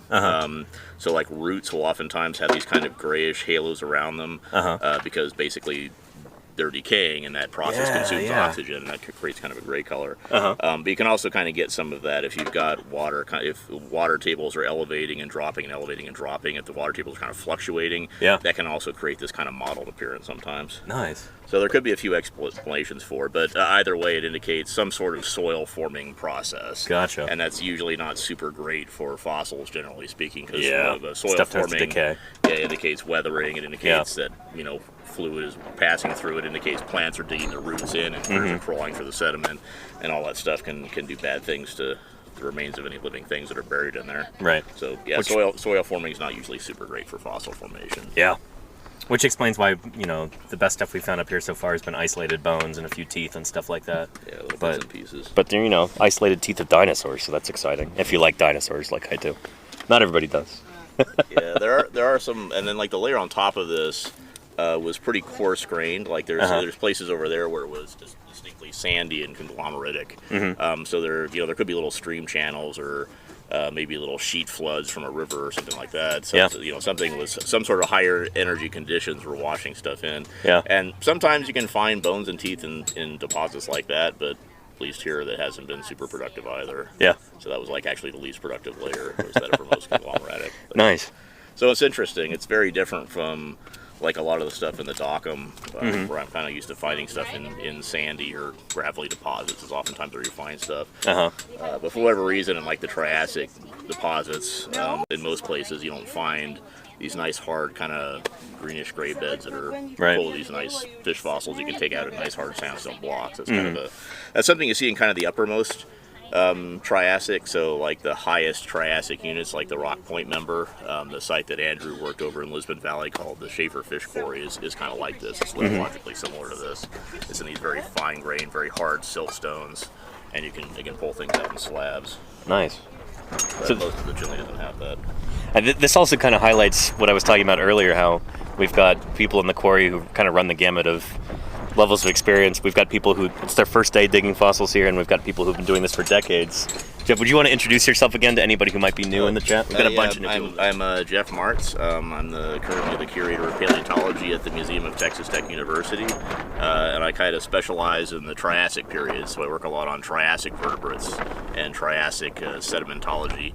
And so that's the period of time that, of course, precedes this. So that's kind of the earliest phase of the age of dinosaurs, when dinosaurs were just one of many very strange new animals that were appearing after the Permian extinction. And then by the time you get up to these beds in the Jurassic, there's been another big mass extinction that's killed off a lot of these other strange animals of the Triassic, and the dinosaurs are kind of left behind as the only common big land animals. And so the Jurassic here is kind of a slightly more modernized ecosystem than what you see in the Triassic, which is this very, very bizarre menagerie of things. And then you get up here and it's definitely the age of dinosaurs now. Nice. Very cool. Yeah, it's been great having Jeff here. I've been picking his brain about all kinds of Triassic stuff, so I appreciate your patience. No problem. Yeah. Thanks again. Yeah. So yeah, awesome. Let me catch up to chat and see questions too. But yeah, the Triassic was incredibly strange. Yeah. And it's been neat having the opportunity to talk to Jeff about some of this stuff, and challenged some of the assumptions that I might have had about the Triassic and about the early Mesozoic. So, yeah, one of the coolest things about fieldwork, I think, is just being able to hang out with people with similar interests and learn from them and, you know, just be able to talk about cool stuff. You know, I'm here with my people, and that's a really good feeling. It's gonna sound corny, but I know nowadays, I don't know, it's so easy to live kind of like connected but very, you know. I think this might be something that people on Twitch can really relate to, where if you're not hanging out with friends in real life all that much and going out and doing things, fieldwork it gives me an opportunity to do that for months out of the year, and I look forward to it all year round. Kind of like a nice reset every year. You can always count on going out and doing fieldwork and, you know, hanging out with other paleontologists, people who are interested in natural history. It's invaluable, you know. It's pretty special. Yeah, and really recommend, I'd urge you, anybody watching, find something that you're interested in. Go meet people in real life if you can do that, if you have the wherewithal. It's really meaningful, you know? It's one of those things that, I mean, you know this already, but I want to emphasize it anyhow. It's really fulfilling to do that kind of thing. And again, if you're here in the area, if you can get out here in the next few weeks, we'd love to have your help. Volunteering, or if you can't come out and volunteer, if you'd be interested in donating to help us out here. Every little bit counts, you know? Again, at the risk of sounding too corny, there's so much just bad stuff going on in the world right now. And it's important to hold on to things that are meaningful to you and that make you happy, ways that, you know, we can contribute to making the world a better place. This is one of those things. So I'm really grateful to be here, and I'm grateful that you're watching, and just happy to have this opportunity. I'm happy that you're here with me, even if it is, you know, through a live stream. Let me get some more water real quick. And, yeah. How's the connection been so far, by the way? I haven't been looking at chat too much, but I don't get the impression we've been losing signal very much, which is good. Yeah. And it isn't corny, it's real. Thank you, Hogan. Yeah. And it's been pretty good. Glad to hear it. Yeah. Signal much better this time. Excellent. Yeah, I've got the dish right here. Seems to be good placement for it, so I might put it there tomorrow. So for now, let me put some water in this bottle of ice and rehydrate here. If you've got any questions, now is the time while I'm paying attention to chat. Community Time says, thanks so much for sharing your enthusiasm and wonder and encouraging us to find our own and to connect with others. It's important, you know? Yeah. That's not the sort of thing that you hear too often in media because, well, maybe human connection isn't that profitable. But, I don't know. I think it's important. I think it's worth talking about. Hopefully we don't lose connection as I go walk over there, fill up this water bottle.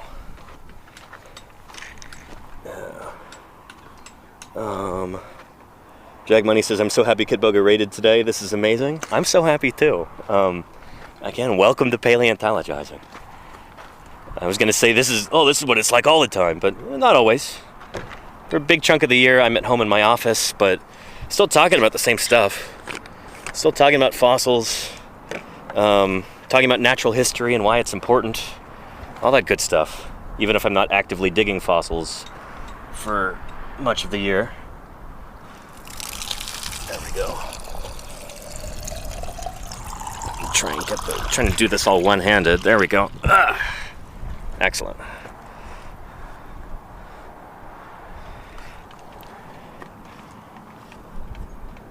All right, don't Tip over. Nice.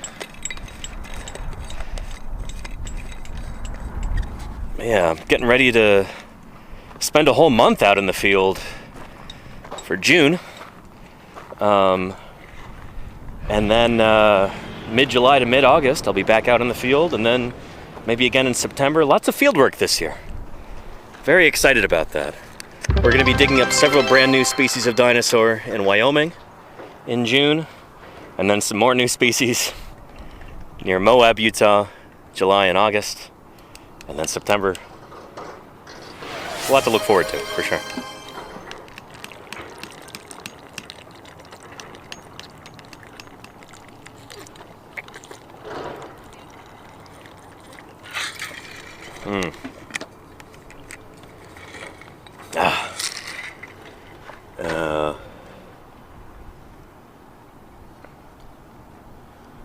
Let's see here.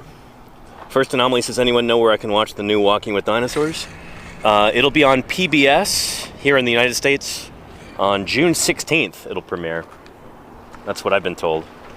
And I'm glad it'll finally be premiering, because that'll mean that I can finally live stream from that fossil site with Josh Lively in September, or maybe late August. Because that means that the press embargo will finally be lifted. Years I haven't been able to live stream from there because they signed a contract with the BBC, and it's just been a big pain in the butt. Hey, lizard friend. There's our lizard friend over there again.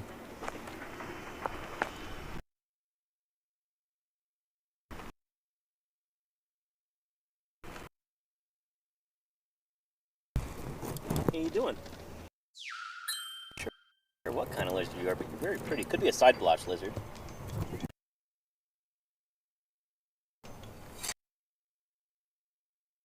I don't know if you could see him.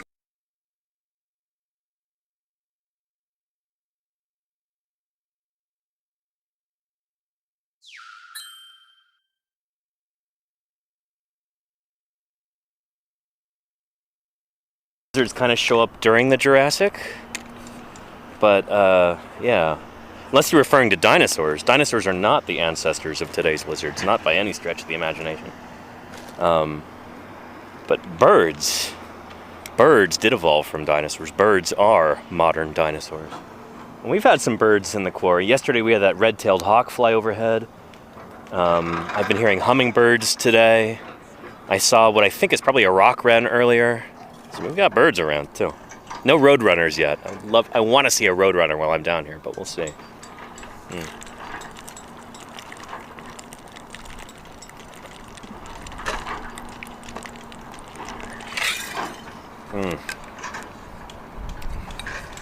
It's such a luxury having ice.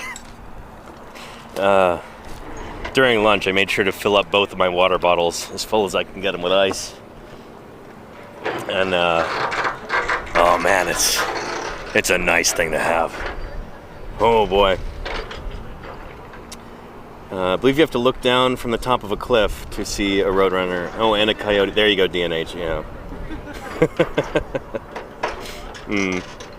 And roadrunners are very cute. They're such cool birds. They really are. Ugh. And holy cow, that's a big chunk of rock that Hunter's got there. Let's go take a look at that.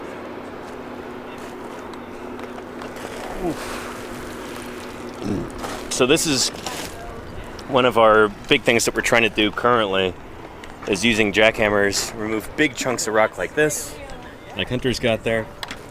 And then if there's stuff in them, then we can take them back to the museum and we can basically look at them at our leisure. Again, we're just trying to salvage whatever we can over the next couple weeks while we still can. Anything in here yet, Hunter? No, I haven't seen anything. I pried this up a while ago. And I'm just this softer unit off the bottom. Nice. So it doesn't, break apart if there's anything there, and then I might just set it aside. Yeah. Since I can then get through more than this, but Do you think we might take this whole slab to the museum? potentially, Yeah. or maybe we can break it smaller so it's easier to handle. But Yeah, it's pretty substantial. I was surprised when this whole thing came up because I was just prying it with hand tools. Yeah. Nice. That's the plan with the jackhammers, right? Is just break it into chunks that are really big and. Yeah, we can kind of utilize some of the natural fractures to break them out. Oh shoot, we're gonna have some wind. Yeah. I'm gonna have to pull out some of the shade tarps so they don't blow away. Yep.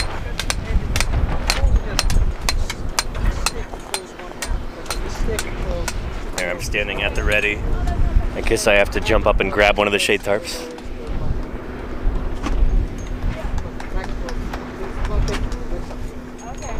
That's the thing about wind in the field, is you want to have a little bit of wind to keep you cool, but not enough that it whips the shade tarps around and destroys things.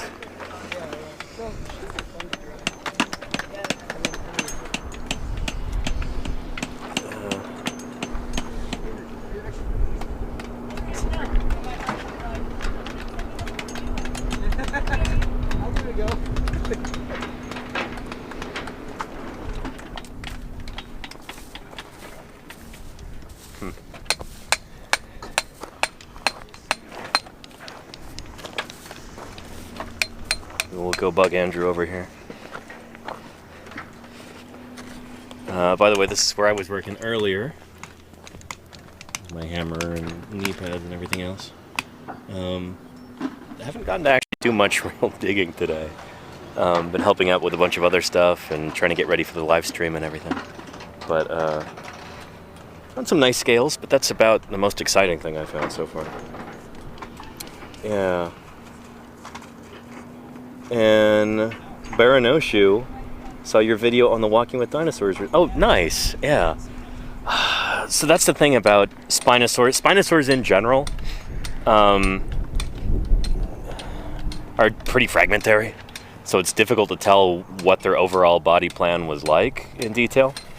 But critters like Suchomimus, they had shorter hind limbs. You go back and you look at, was it Sereno's 1998 Nature, I think? Like, you look at the measurements there, that critter had surprisingly short hind limbs compared to its forelimbs.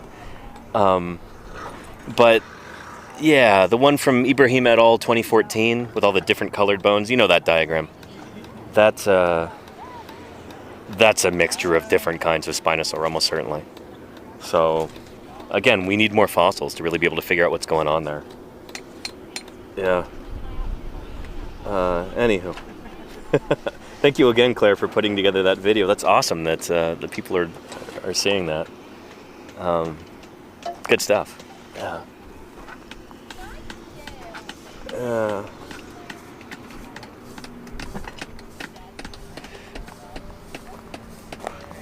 Oh yeah, that's right. We were gonna go bug Andrew for a minute.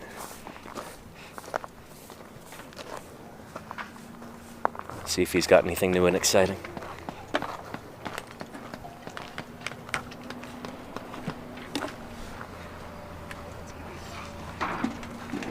Here, can we bug you? It's nice. I don't have to do this over the phone now to get an update from the site. Recovering from all the rock signs. The back is, I'm feeling the back. Yeah, I get that. Also just sitting here like in this position all day. Yeah, this doesn't look like the most comfortable kind of stance. Yeah, my legs are too long, I guess. Yeah. But, no, it's fun. I got one shark's tooth so far. Oh, nice. Little tiny guy. Can we see it? Yes. Ah, okay. Just there in the gray. Interesting. Yeah, I often find them in those little halos and this other stuff. Uh-huh. So that was my goal for today, was to find a tooth, and I got one. Very nice. So I guess I can go to bed now. Yeah. No, I guess I'm going to very soon get back to rock sawing that other fish. Nice. Yeah. And then, of course, there's a double here below where he's sitting. Uh-huh. I don't know if I'm going to get to that today. We'll see. Oh, the double fish. Yeah, the double. Nice. I want to keep those two together. I think that'd be a good idea. Nice. Plants are usually. Yeah, maybe I'll wait until a little bit later, but we're expecting rain. So This afternoon? I think tomorrow. Tomorrow, yeah. So it might start during the night. I don't know. So that's a concern. Well, we can take a look at the forecast before I turn the internet off. Yeah, this stuff turned real. So there is a chance we will not be streaming from the site tomorrow. We'll have to see what the weather does. Yeah. We've got stuff to look at in the lab. Yeah. We already did a full museum tour last month, but I don't know. If we want to do like a, you know, a truncated tour, just like look at the coolest stuff, or I don't know. We'll figure something out. Yeah. Yeah, we could maybe go peek through some of the drawers or something. That would be really cool, actually. Yeah. And maybe I know we've got John Cowboy Lynch coming back to do photographing. Oh, nice. I think this weekend. So we need to go through. Maybe we could do some more sorting of things we collected. Yeah. Okay. Maybe pull out that beautiful dinosaur tooth that was found on the weekend. Oh man, that would be awesome. Yeah. That is a spectacular looking tooth. Just the color of them alone. Did you see the big fish scale that he found over here? I don't think I've seen the fish scale. No. Yeah, that's a really nice. That's a beautiful scale. Yeah. This one. Oh, nice. Look at that. It shines in the light and everything. This is a really pretty one. Very nice. This is perfect diamond shape and everything, too. The camera. It reminds me of the gar scales that I would find in the Hell Creek formation. Yeah. Really nice. This has been a pretty one. That's awesome. They're not usually like this. This is a rare one. Yeah, nice find. I've not found any nearly that pretty yet. Yeah. Very cool. Yeah. I don't think I caught your name, by the way. I'm Nick. Nick, Danny. Good to meet you, Nick. Yeah, you too. Yeah. I'm from Milwaukee, so I flew. Oh, just nice. for this. Okay, wow. Anyway, yeah. That's awesome. Yeah. Yeah.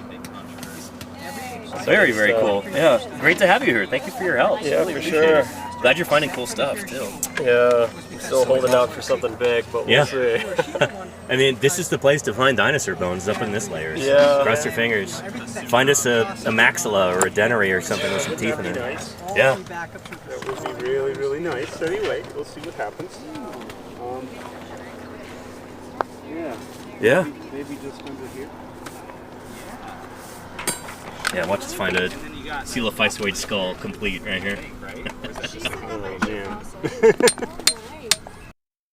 That would make my day. I haven't had a lot of luck in my life, but I kind of doubt it. That's awesome. Good find. Absolutely nothing. Yeah, That's how it goes. I grabbed this huge 20-pound rock and I've been chiseling it away. Cool. What do you think of the new jackhammer? I don't know yet. Oh, we haven't used it yet? No. Oh, shoot. Okay. We were thinking about it. Yeah. I thought maybe you'd done that while I went to lunch. Probably a little bit later. Yeah, nice. So later in the day, when it starts to cool off a little bit. Oh yeah. Nice alarm clock for the neighbors. Yeah. There's no roosters around here, but we can fill that niche. So yeah, the plan is we're going to start busting up big sections so you can see these nice joints. Yeah, yeah. We're just going to go into those joints and. Yeah. Well, kind of like what Nick is doing over there with the hammer and chisel. Yeah, exactly. Just trying to exploit those natural breaks in the rock. But this thing. Oh yeah, make short work of it. It's a demolition hammer. Yeah. That's kind of what it is. So that should do a really good job, and probably it's so powerful it should just move these slabs slightly, and then we can flip them over with pry bars. Nice.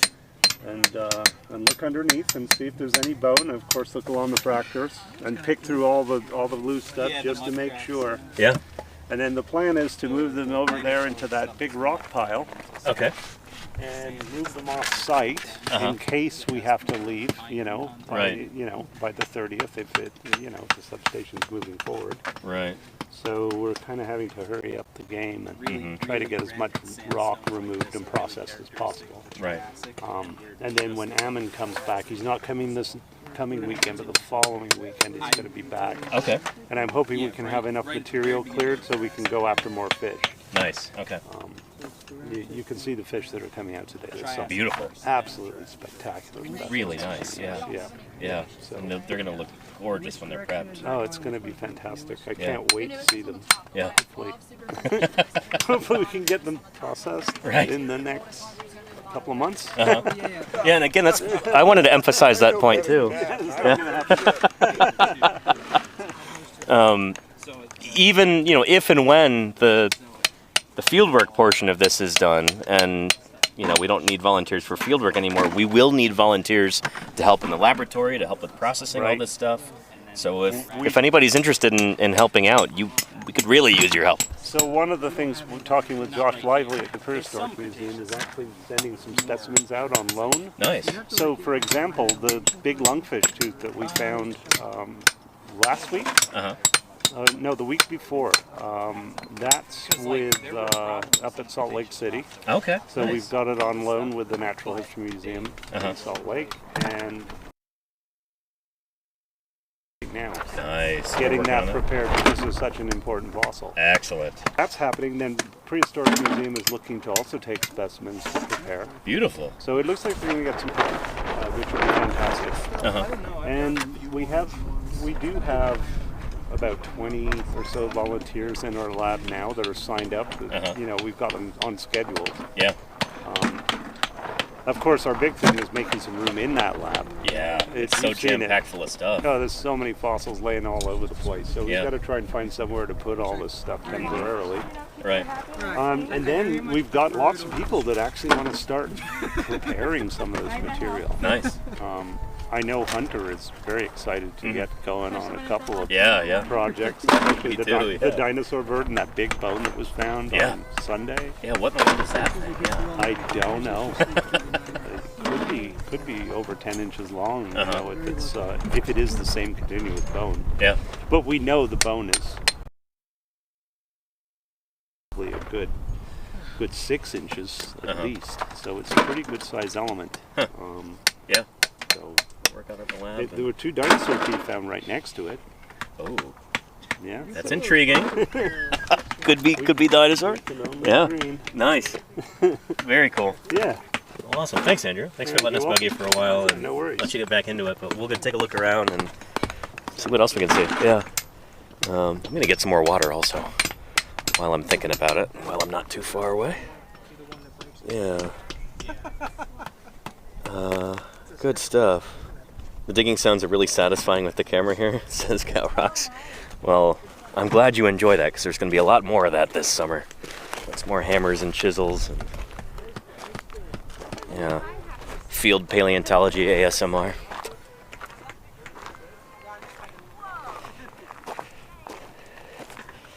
All right. Hydrating.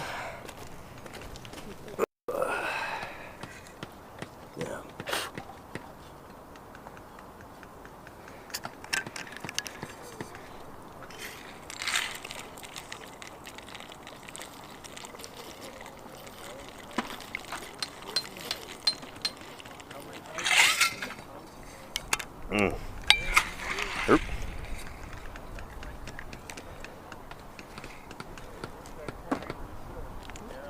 Okay. I think you've invented a new type of ASMR. Tink, tink, tink, tink. There you go. Yeah. Yeah, sounds like fieldwork. Sounds like quarrying. Gotta love it.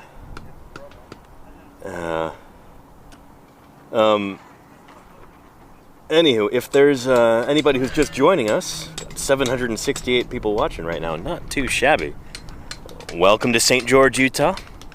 Welcome to Paleontologizing. That's the name of this channel here on Twitch. My name is Danny Anduza. I'm a dinosaur paleontologist. I'm currently helping out with this emergency fossil dig here in St. George. Really, really important fossil site dating from the very, very beginning of the Jurassic period, about 200 million years ago. This is just when dinosaurs are starting to take over the Earth after that big mass extinction at the end of the Triassic. And the rocks that you see here represent an ancient freshwater lake that covered this landscape. And in it we've got the fossils of all kinds of ancient bony fishes and chondrichthyan fishes too. So fishes like semionodids. Right here, that's kind of our most common fish in here. But we've also got paleoniscoids. We've got coelacanths, like this one right here. We've got chondrichthyan fishes, cartilaginous fishes. Elasmobranchs like this hibernate freshwater shark. We just saw a tooth from one of these guys. that Andrew showed us. And, of course, got dinosaurs. Like this little coelophysoid type guy here, similar to like Megapnosaurus from Africa. We've got footprints and we've got teeth from these guys, and a few bits of bone here and there too, which is really intriguing. These guys were coming into the shallows here on the lake, you know, walking around, swimming around, snapping at fishes, eating fishes, presumably. We've got evidence that these guys were actually feeding on the fishes because we've got wear facets on the teeth. As these guys are biting into these armored fishes, their teeth are punching through their armored scales. The teeth get worn down a little bit, and we see traces of that on the teeth. Exciting stuff. Again, this is really important because this is a recovery fauna. This is at the very beginning of the Jurassic, as Earth is still, you know, still kind of recovering from whatever happened to cause the extinction of more than 50% of all species on Earth right before that. New species are evolving and adapting, and it's really important to understand these kind of transition periods in Earth history if we want to be able to survive big transition periods ourselves as human beings, you know? If we want to be able to make sure that we're around for a long time, it pays to know what causes critters to go extinct. How do you know, which critters survive extinction events, all that stuff. This is kind of essential information. If we want to not just understand the history of life on Earth, but potentially be able to avoid extinction ourselves. This is the kind of perspective that we need. This is the kind of information that is so important. So, trying to put this into a larger context and explain why this is vital work, why I'm proud to be part of it, you know, why I'm proud to show it to you.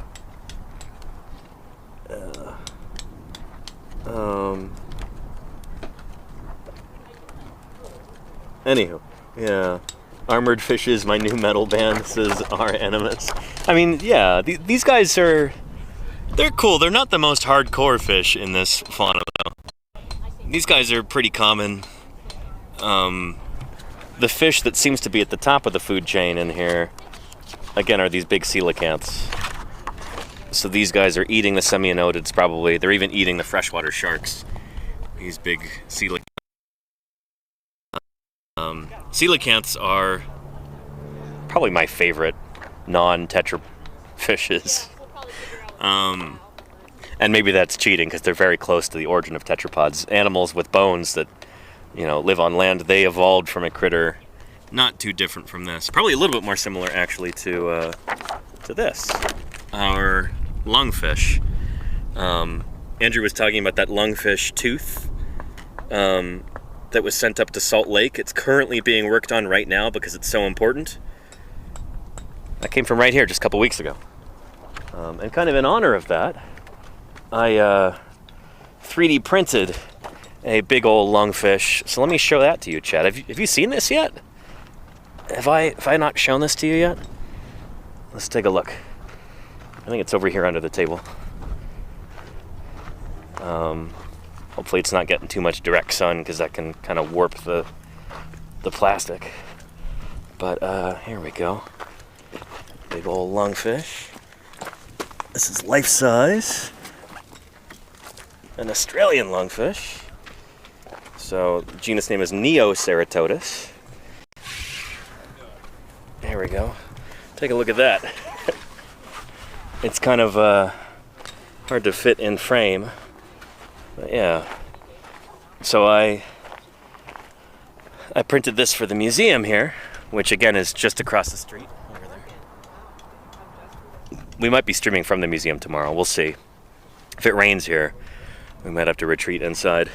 But yeah, 3D printed this big fella. Like coelacanths, lungfish are lobe-finned fish. So they've got bones in their fins like that are equivalent to the bones in our arms and legs. So here in the pectoral fins, they've got basically the equivalent of a radius and an ulna, and carpals and phalanges, just like in our arms. And in the pelvic fins right here, there's the equivalents to our femur, tibia, fibula, and metacarpals and metatarsals and all that stuff. So yeah, these fishes are more closely related to you and me than they are to like a tuna or a goldfish or a salmon or something like that. These are fishes that are very close to what we call tetrapods. Tetrapods are all of the animals that live on land that have bones. So amphibians, reptiles, mammals, they're all tetrapods. This lungfish is more closely related to them and to you being than it is to other critters you would call fishes that live in oceans or rivers or lakes. So pretty cool to think about. Many of tetrapods and their closest living relatives, lungfish. Yeah. Actually, would you mind holding this for a second? Sure. Mrs. Ferguson, just so I can get it in frame. It's hard doing that. Mm-hmm. Yeah, so this is, did I show you this earlier? I think you Lungfish did. that I printed? Yeah. But I still need to paint it and everything, but just to give you a sense of the size there. And then these fleshy limb-like fins, they basically are like proto-limbs. David, did I show you this yet? I seen it. I was talking with somebody and I stopped dead in my tracks and say, wow, that's a 3D printed one. Yeah. Beautiful. I didn't have time to paint it or fill in the seams or anything before I brought it out it's here. All good. Yeah, no, it's cool. Yeah, so I'm hoping maybe you might be able to use it in the museum. We'll see. Oh, but, yeah, that'd be great. Yeah. People need those visionary things that. Yeah, they. You know. Did you drive out here or fly out here? I drove out. Yeah. I was trying to picture you taking this on a plane. Carry just on like under your arm, yeah. It's my emotional support, lobe-fin fish. Sir, I know we don't give you much food on the plane, but no need to bring a big plastic fish. Forget Swedish fish, you know. Come on. He's almost got lips. Yeah, it's very like cute face. Almost got it's got kind of a seal look to the face, the way it curls, and then almost legs. Here, do you want to hold it, David? Sure. Thank you, Mrs. Ferguson. Appreciate that. Yeah. Yeah, I was trying to show this on camera, holding the camera and the fish at the same time, and it just wasn't working. But yeah. It is a beauty. Yeah. It'd be really nice once it's painted and everything. Sure. The seams all filled. It's good just this, it gives you the vision of what they are. Yeah. Flat picture. And this is about as big as they get, the Australian lungfish today, which is what this is. But this would be very similar to the lungfish that we have here in the Moenavi Formation. Yeah, first one that was found in Warner Valley.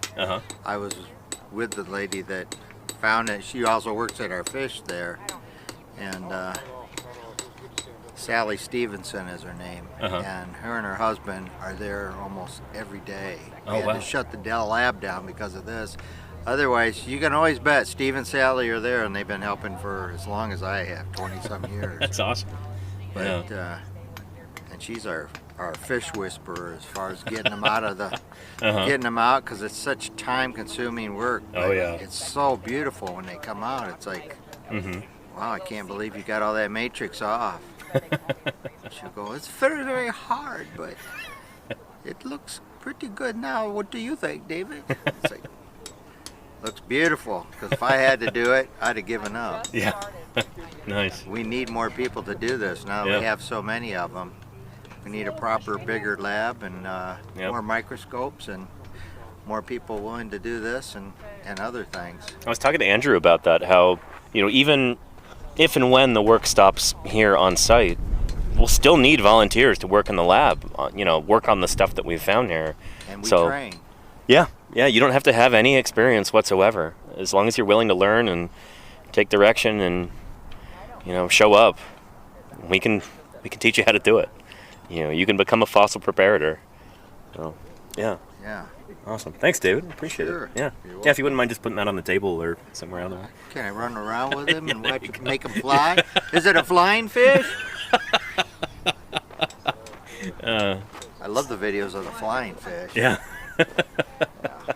Sure, thank you. Thank you, David.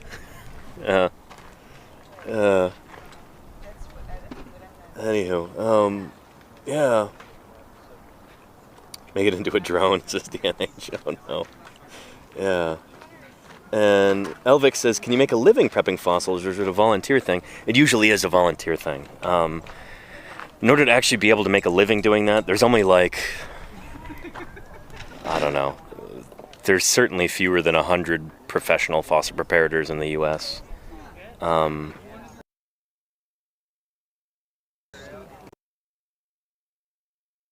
Be a few dozen, but yeah. So not because it's not incredibly skilled, requires a lot of experience. Like, it's incredibly valuable work. It's just most museums don't have the budget to have multiple preparators. A lot of museums don't have any professional preparators at all whatsoever. Yeah. It's kind of nuts to think about. There's not a lot of money in paleontology, even though it's such incredibly cool work, even though it really captures people's imaginations and, makes headline news. Everybody loves fossils. Everybody loves learning about what our planet was like before us, It's utterly fascinating. You would think that kind of work would be really valued in society, but it's not true, not monetarily at least, You make a lot more money being some sort of, I don't know, corporate raider or something.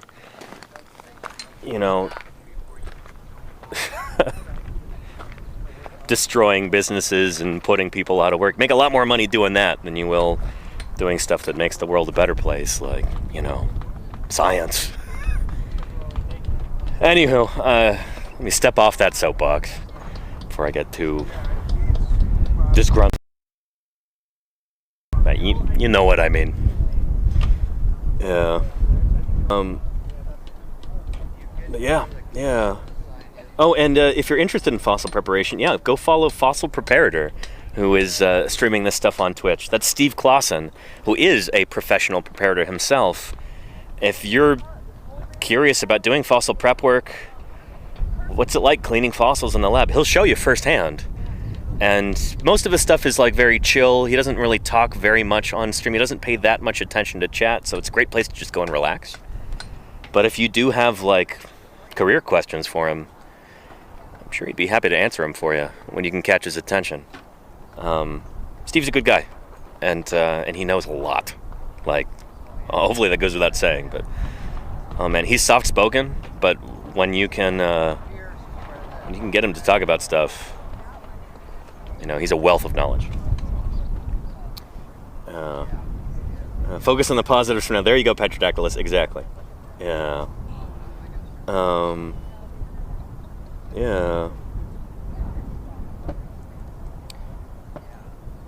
And Frick L says, I would imagine the work you guys are doing helps all scientists. It does, yeah.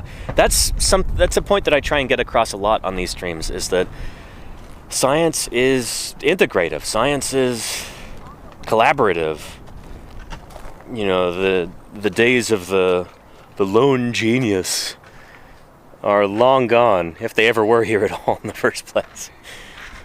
As scientists, we work together. We're using data, observations, discoveries, hypotheses from not just different scientists, but entirely different scientific fields. Paleontology is an excellent representation of this, an excellent example, because it's, fossil science is a combination of sedimentary geology and biology, zoology, climatology, chemistry, physics, all kinds of stuff. And there are about as many different ways to do paleontology as there are different paleontologists.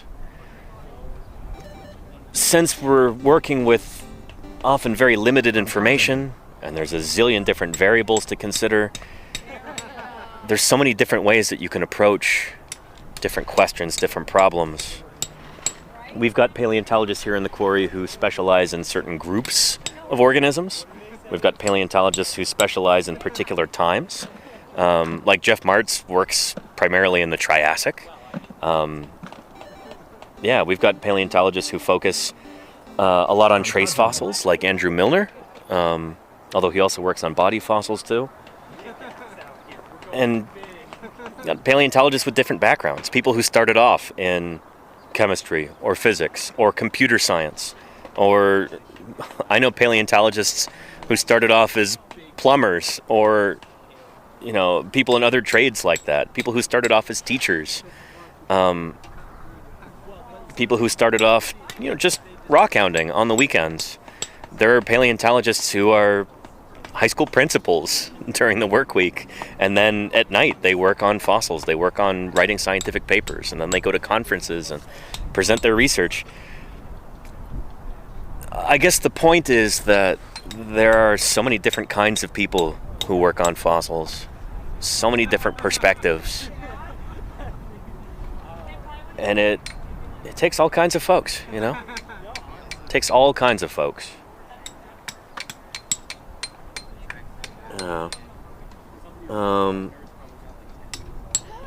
Anywho, yeah. Oh, and it's Grandpa's birthday today. I gotta give him a call later then. Arlie, thank you. Yeah.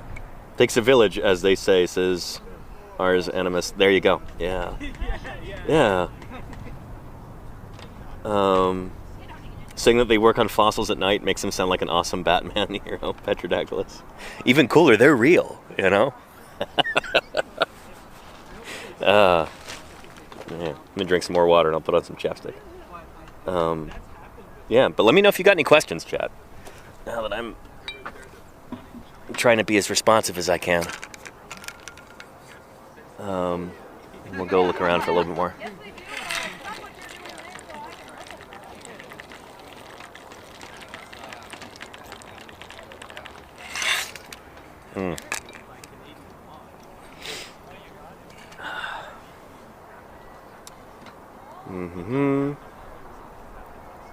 And Hogan says, as a welder, I'd love to work on fossils, making the armature that holds up the fossils in museums. That's, like I've said many times before, that's valuable work. That's often the most difficult part of, you know, mounting a fossil skeleton in a museum, is making that metal armature. And, yeah. It's often the most expensive part of mounting a skeleton, too, is working on that armature. It's, hopefully that means it pays well. I don't know. Right here, I gotta be careful when I'm walking through this section, because this is our fossil plant horizon in here.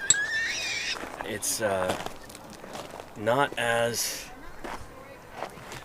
fossils in here are not as pretty as you would like. I don't know if we can actually spot any of them right here, right now. Me not being a plant person, I'm not the best equipped. There we go. So right there, see those little brown lines? Those are bits of 200 million year old plant. And these have not been described. They are almost certainly new to science, and we just don't really have like a plant person here in order to study them. There's so many opportunities, there's so many fossils, there's so many cool things to study, and we don't have enough people, you know? And Gamers Tavern Show, on the same theme, asks how many sites like this are out there that people know about but can't dig because of lack of funds or people? Thousands. Thousands of sites like this. Not quite as special as this one, but like, well, shoot. There are so many fossil sites just here in Utah that haven't been excavated. Sites that have been discovered, but there's just nobody to work them right now, you know? And talking to people like Andrew Milner or Jim Kirkland or Josh Lively, you know, they tell you stories. Oh, I was out, you know, I was out in the Mancos, or I was up, you know, near Moab in the Cedar Mountain, or I was here, I was there, and there's just so many fossils there. I wish I could get somebody to work. We don't have a shortage of fossils. We have a shortage of funds and a shortage of people to, you know, work on those fossils. That's our kind of limiting agent within fossil science, you know, within paleontology. Yeah. Anywho, yeah. And many are also under parking lots or shopping malls or power substations, says Neverwinter Fool. True. Yeah. Yeah. Here, let's go take a look at what they're doing over there with that fish. I feel like that could be interesting. Let's see, the one that Michelle was working on.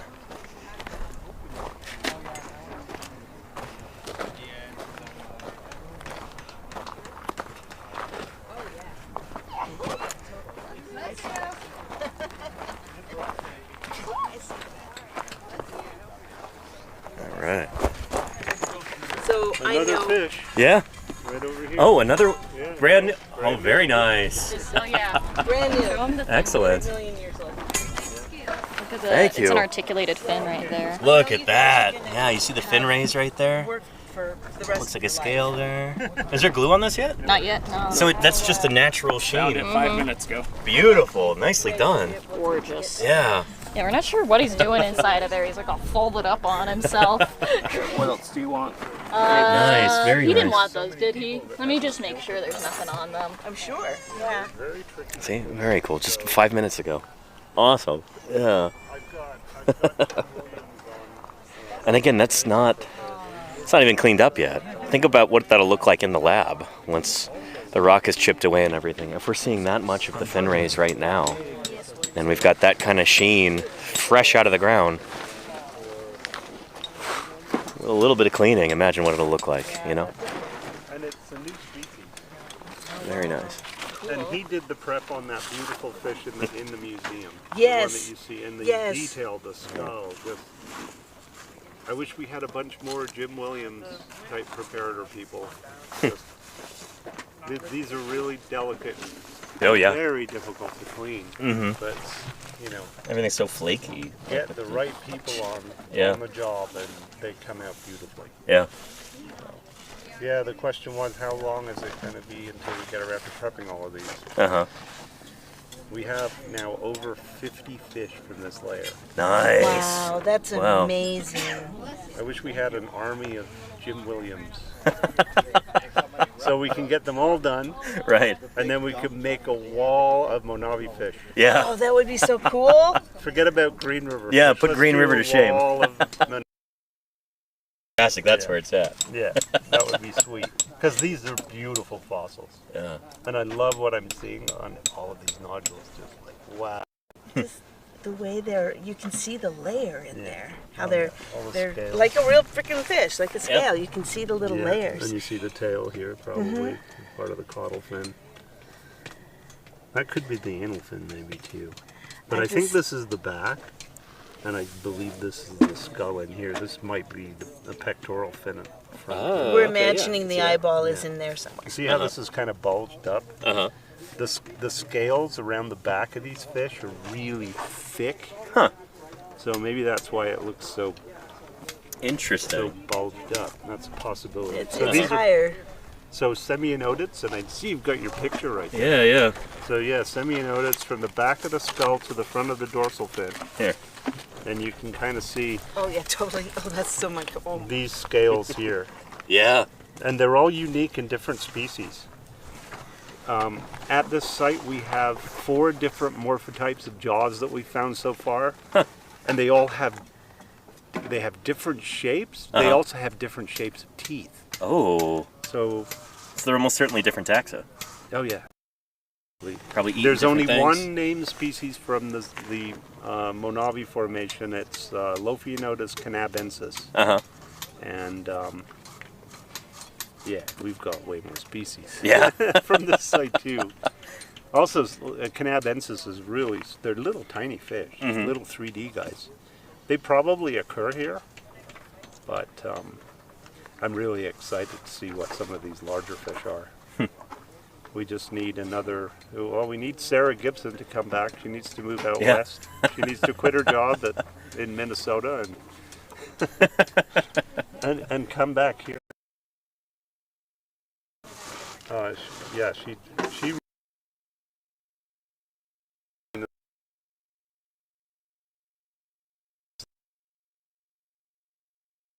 described the genus Lophianotus. Okay. She recognized there was a difference between America, Africa. It used to be called Semionotus out west, but yeah, they're now all Lophianotus. Lophianotus, okay. Do you have a Lophianotus picture? I don't know. Well, that is Lophianotus. That's pretty much it. That one there. Yeah. Just.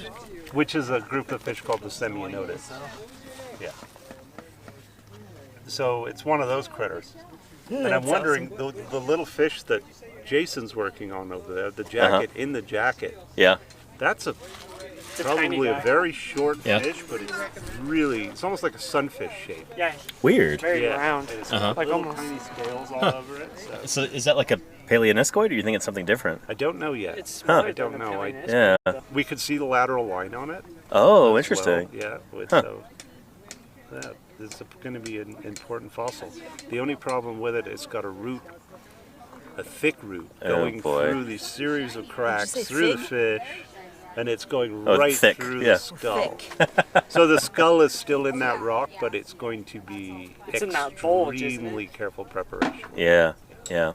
And when we say a root, we mean like a modern plant root. So there was a plant that sent its roots down into the ground, and it just went straight through a fossil. Yeah, see, there's the root sticking out of this one right there. Yeah. They just love bone. I got to prep some ornithopod dinosaur fossils from Nevada. I think they were the first ever found in Nevada. And it was awful that there were just roots going straight through the middle of the bones. It was a nightmare to prep. So it is amazing how many fossils you see out there, dinosaur remains, have plants in them. Yeah. Modern plants going through them. Plants they are love just the phosphates in the bone. Yep. They're just looking for nutrients. Yep. Yeah. Yeah. So often you'll find dinosaur bones and a tree growing over the top of it. Yep. It happens. It happens. At least a sagebrush or something. Yeah. Yep. Revenge of the plants, says Rushwing. There you go. Nature always finds a way. All right, so I guess we're going to start putting TP on these guys? on this. Nice. Has it been glued yet? Twice. We can probably. I'm going to rock saw that other fish. This over one there, here? the one in the middle. Oh, okay. That one needs a little bit more TLC before I can move on to that one. Gotcha. Yeah. I'm going to rock saw the other fish, so maybe we can potentially get 4 or 5 of them out of the ground today. Oh, nice. No. Yeah.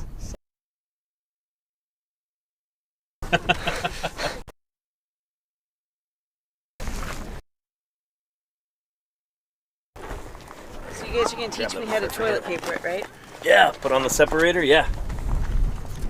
Yep. Use some water and a paintbrush. And I guess you're on the... Huh? Are you going to do it? I could help if you want me to, yeah. It's entirely up to you. Yeah. I could crack the whip and get Jason on it. No, if that helps get more of these things out of the ground, I can totally help with that. He's working on his little minnow over here. Thank you. Let's go. Hey, thanks, guys. Thanks for your help. Yeah, thank you for having us. So I was able to get pretty good around. Yeah, that's good. Oh, nice. But look how loose some of these rocks are. Oh. Yeah, so that's a... Because this is the fat part right here. That can go. So this is probably where the skull is. Here's the fat bit there. Yeah. But so now, what you can do now... Because I need to go along here and keep going around and then get one more. Of course, that's probably... So we're going to take that out as a separate jacket? Yeah. Okay, nice. That's probably stuck to the plaster. So that's going to be tricky to remove without breaking that. A little goldfish. Yeah. And it really was that color. It looked like a goldfish. Did it really? Like a bright, vibrant orange red. Nice. Did you see this one yesterday? I didn't. No, it was covered up by the time I got here. Okay. Yeah. This is nasty hard stuff too. Oh yeah, I was hacking it away with my own. I think you need a bigger tool. Well, because I was able to It's so get... fragile, and all those roots going through it. You see all these series of no, Do we have any more sharp scratch aws like that? Or are these the only ones we've got, the little tiny ones? Well, I had to get my own just because they're all like broken. Oh, yeah. We got a bunch more of the little guys, but we do have some bigger ones. Okay, good. I've got a bigger one too if you really need it. But Oh, sweet, thanks. Okay. yeah, just let me know. But it's going to just be nasty getting this thing out. And then, why don't we use the... Because we... Oh yeah, you could use this little saw. Little Cut it with the angle grinder. You just cut along right around here, and then. Will the angle grinder work? Will that cut through the rock? Is the blade sharp enough? Yeah. Oh, we got a diamond blade on. Oh, nice. Yeah. Oh, that's right. Yeah. Thank you to. Did somebody donate that? Oh, it was off the wish list. from somebody on the Amazon wish list. Thank you, whoever did that. You might get to see that in action today. Oh yeah, look at that orange. You see this? No, look at that. Yeah. Wow. And you can see. I don't know if you can see the scales. Yeah, I can. Yeah. Look at that. Very cool. So that's that's part of a fin right there. Uh-huh. And this fits on here. Oh, okay. So that means the skull is under this. Gotcha. So we got the best part. Yeah, excellent. Yeah. The skull is what we want. And my eyes are not that good. I can't see if there's ornamentation on the scales, which would more likely indicate a paleoniscoid over a semi-anodid. Okay. But then again, if this is a semi-anodid, this is another taxon. I mean, it's new species. A big chubby guy. It's deep in the rock too. Whatever it is, this is a new kind of fish, Yeah. in my opinion. Uh-huh. Yeah. Super exciting. Yeah. Oh, man. Lots of fishies. Now, where are the mysterious dinosaurs and crocodilomorphs? And Yeah. turtles and pterosaurs? Yeah, where are the pterosaurs? Not a single... Ornithischians, where are the teeth? Yeah. Anyway. Well, the ornithischians presumably aren't eating the fish, so they're not hanging out here like But we have theropods would. footprints along the shoreline, Yeah. different levels, so they should be around. Maybe that new bone will be from an ornithischian. Yeah, That would be pretty cool. Wouldn't that be wild? Yeah. All right. I think you just need to get more violent with it.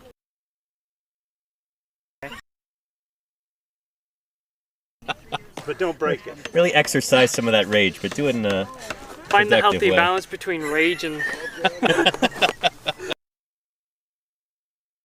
The number on this big jacket. It has this jacket. It was numbered. Okay, we got to make sure that we don't lose track. I don't think this guy's been written down yet. I split the rock and I saw it in the middle and I said, Wow, exciting stuff. Holy cow. I got knee problems. It's like a Oh, yeah. Knee problems, I think, come for us all in the end. And Baranchu says, have you ever worked on a mass mortality dig site? Like that site where the herd of Centrosaurus was found to have drowned in a river? Not quite as prolific as that, but let's see, mass mortality dig site. I'm sure I have.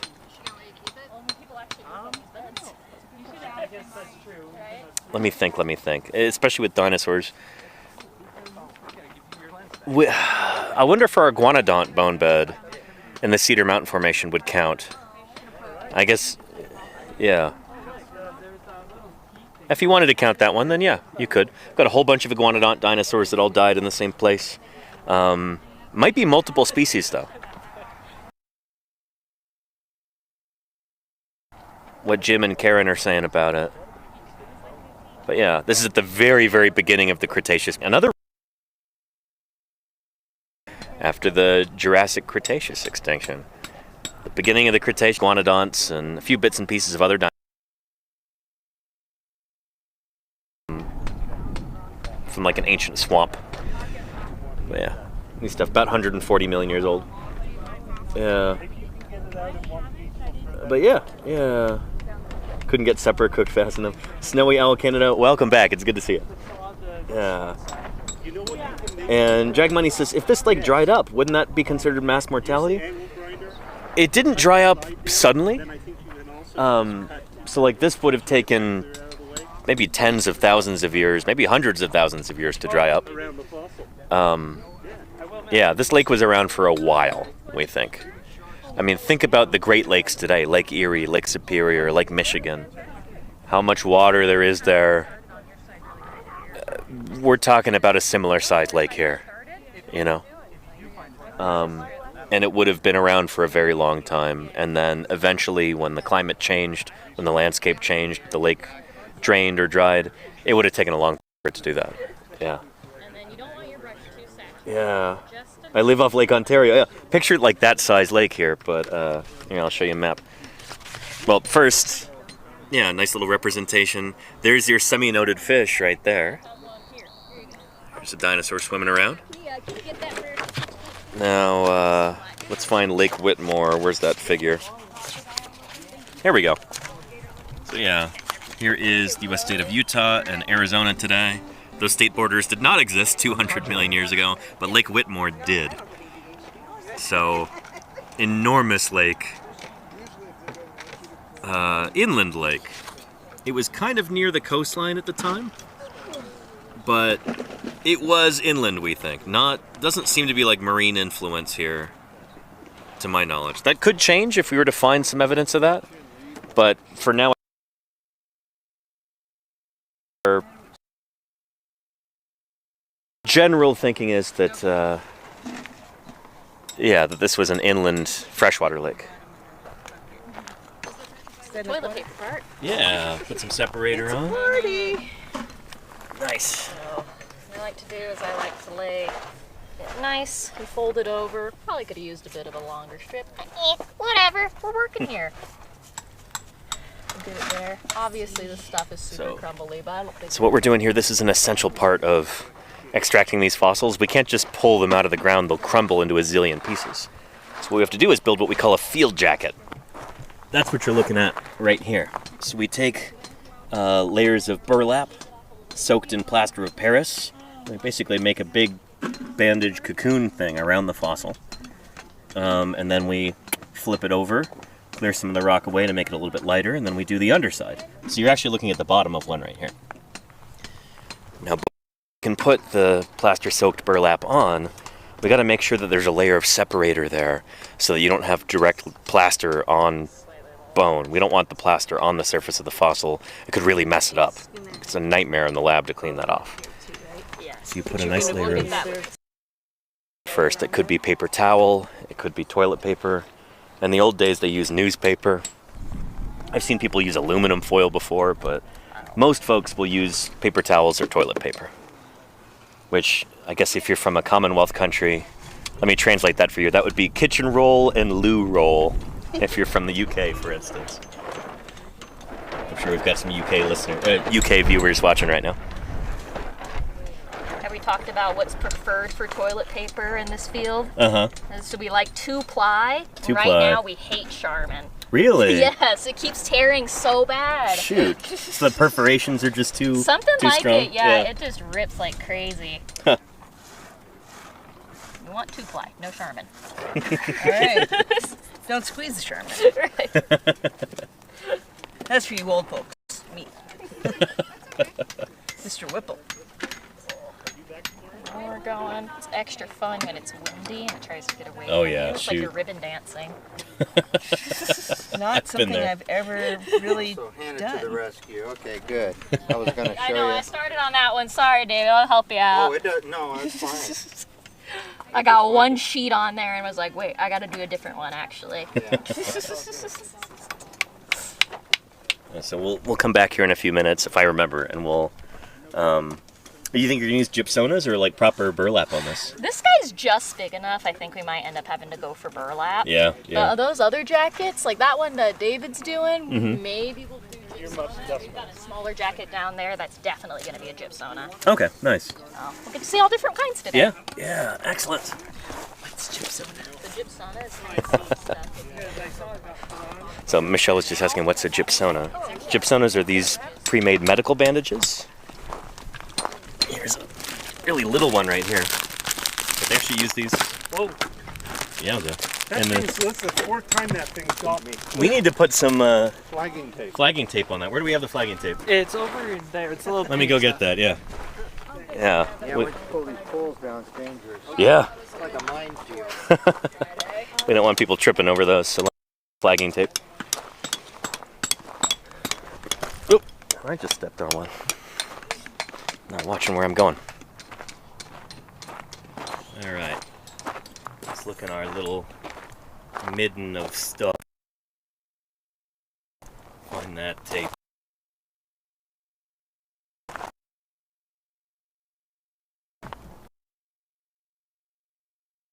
Let's see. So the flagging is like a colorful little ribbon thing that you put there so that people don't accidentally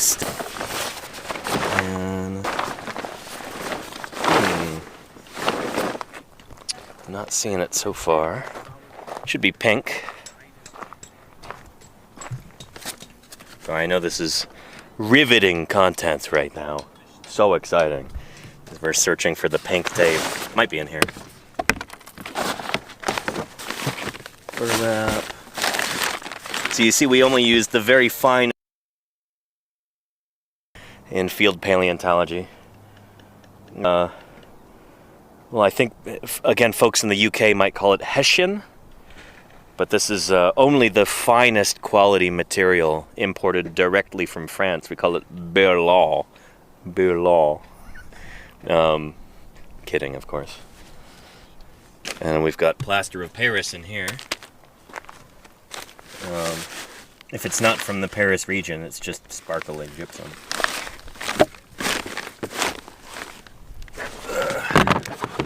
I don't know where the flagging tape is. We might ask on.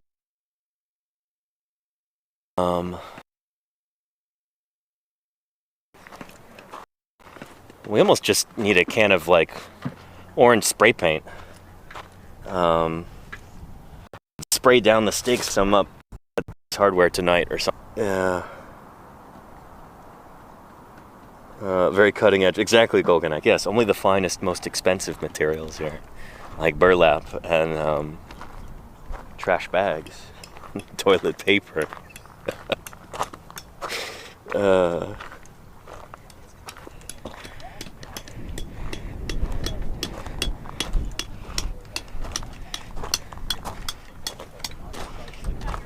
And somebody was asking about the freshwater hybodont sharks and whether they're related to bull sharks today. The answer is no. At least I don't have any reason to think that they'd be related to bull sharks at all. Hybodont sharks are this group that's now extinct. They don't have any modern representatives. If I had to pick like a closest living group of sharks to, it'd probably be some really basal group of sharks like maybe cow sharks or seven-gill sharks or something like that.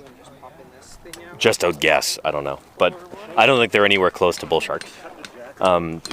Being able to tolerate fresh water is, that's not something that's going to be super informative in terms of like what group of sharks it is. Different groups of sharks have independently evolved that same thing multiple times. But yeah. You can try to sleep. Oh, get some good sleep, Chaotic Kitten. I'll see you later. Thanks for being here. Appreciate you. Or should I just do it with the rocks off? We can do it with this. It's okay. Yeah. And watch out behind you. You got the stake right there again, Andrew. Oh, I know, right? I just tripped over it. I was looking for the flagging tape. I couldn't find it. Should we just take that out right now? I tried. I couldn't. Yeah, there's another one over there. I feel like we should just flag them and leave them in. No, Take it for now, yeah. That one's the dangerous one. We can take it out. There you go. Yeah. I tripped on that one earlier. All right. So this is the angle grinder that we were talking about, chat, and this was donated by somebody from the Amazon wish list.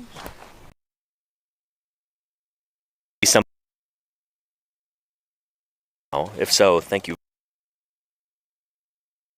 But this is going to be cool. And that's got a diamond blade on it. So again, this one that sounds so fancy and expensive. Diamond blade. Having tiny fragments of diamonds cutting through the air, you really don't want that going in your eyeball. No. Yeah. Eyeballs soft and squishy. Diamonds, not so soft nor squishy. So yeah, we know who would win in a fight between an eyeball and a diamond. Yeah. Oh, and Spartan says it was I donated the blades and cutter. Thank you so much, Spartan. Really appreciate that. You're gonna get to see your donation in use. Yeah. Hopefully not fight with any eyeballs. That's why we're gonna have safety goggles.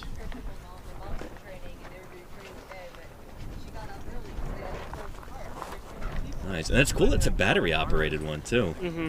Very portable. And lots of these batteries had out in the museum, so. Oh, nice. So yeah. it's interchangeable with the chargers and everything? Beautiful. I love that. And I like the bicycle handlebar thing it's got on it right there. Yeah. It takes some one of those like tassels like on Pee Wee Herman's bike. Stick them on there. That would be fun. All right.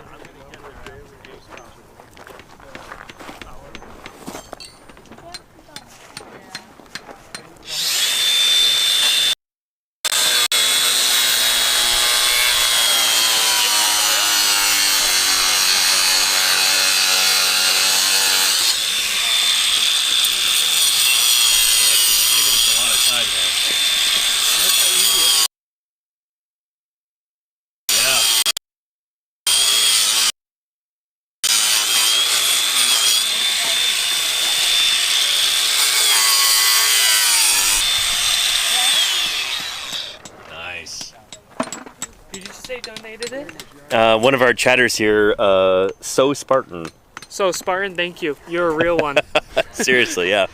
Yeah, there's a reason they've got a VIP badge in the chat there. I mean, just made my job easier. Yeah.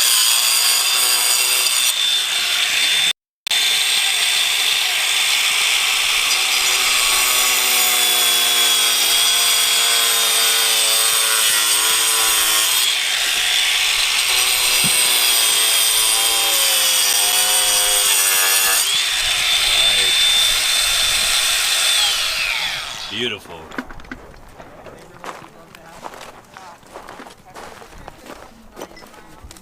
Excellent. So again, we're going to get that little Gypsona jacket in there. This little bonus fish, which has got the here. It's part of this fish. We're trying to get that out before we can put a bottom jacket on the rest of it.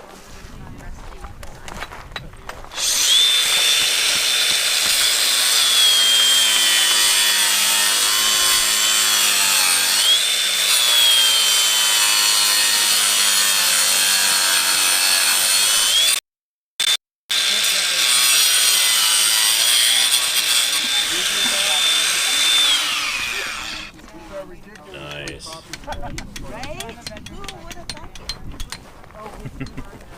Yeah, they don't man the gate so you can literally go in. It wasn't even on my bucket list. No, it's a real thing.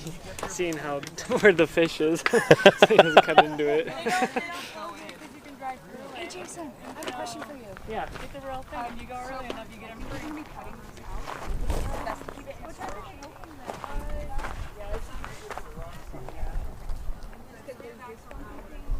It's tough being right there on the edge of it. Yeah, it's not great. Yeah, right next to the burlap. I have to cut a little more off. And this one might need some more gypsonas to keep it stable. Yeah, some side strips there. It's trying to lift off. Yeah.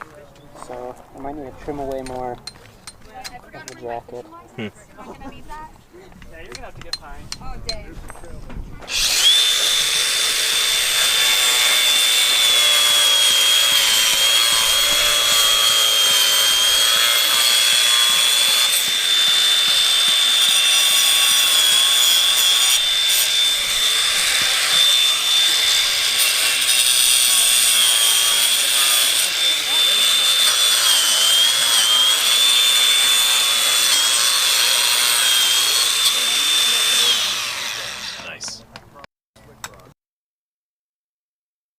Let Hunter concentrate over there, but take a look at this. Now, full layer of separator on it. Beautiful. Good, isn't it? Nicely done. Yeah. And this one, when they're done with it, they're gonna flip it on. They'll probably end up rocks on a little bit more down. Then we'll flip it over with a pry bar. And then Nice. do some good work. Yeah. We'll check back a little bit when they start actually putting the strips of burlap soaked in plaster on there. Yeah.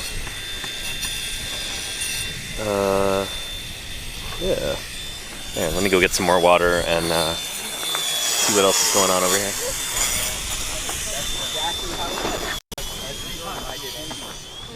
the zoo, I don't even want to be Yeah, no, it is crowd. I mean, it's like a concert park. It is spectacular.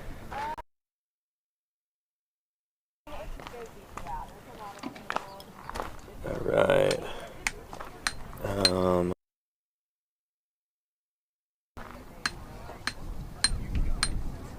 don't even know if they use oscillating tools. Cast cutter or something, Kennedy? Because, yeah, we do use some in the lab, for sure. Cast cutters are the one to open up one of those jackets. Oh, yeah, let's pick up some trash here. Don't want to be leaving garbage around. Put that in here.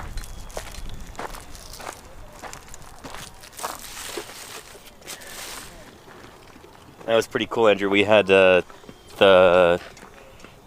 angle grinder with the diamond blade on it, which was donated by a member of, by somebody in chat, and they were there to see it in use, which is pretty special. So thank you again, Spartan, for that. That's awesome. Thank you for the donation. Yeah. Very handy tool. Yeah, good thing to have, for sure. Crazy how easy it cut through. Yeah. Literally like butter. Just good old diamond blades. Yeah. Did you show people the broken diamond blade? I did, yeah. They were like, oh boy. Yeah, it's scary. There are a lot of verbal versions of like, ooh, that motion, yeah. Oh, are those the Gatorade Zero cucumber? One of those. Oh yeah, you know. Oh man. Stash of them for people. Oh, and the big one. Right there too. Oh, okay. There's a couple in there, but yeah. Oh man. Oh. This is so good. I know Andrew doesn't like the cucumber ones, but more for me. Oh, you've got one? Because I'm drinking one. Is it not terrible? I thought I'd give it another go. It's okay. I go to other flavors, but it's okay. Yeah, it's subtle. It's got like I love cucumber, but it's just, this is weird. Uh-huh. I don't think it's naturally flavored. Oh, and this is lime cucumber. Interesting. Yeah, lime cucumber. Huh. Interesting. Yeah, who knew? Yeah. All right, get that open. Not sponsored content. This is not an advertisement. But yeah. Oh, that's really nice though.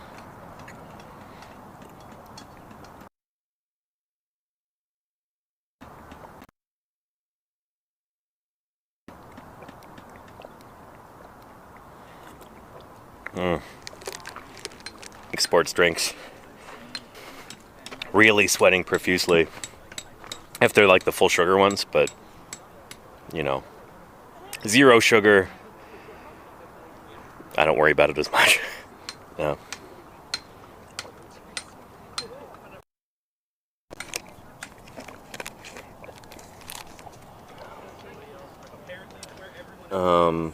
Anywho. Yeah. You put the lime in the cucumber and mix it all up. There you go, beehiving. Beehiving knows what's up. So yeah, for anybody just joining us, again, I feel like this is a radio station. We got to do a station break every once in a while.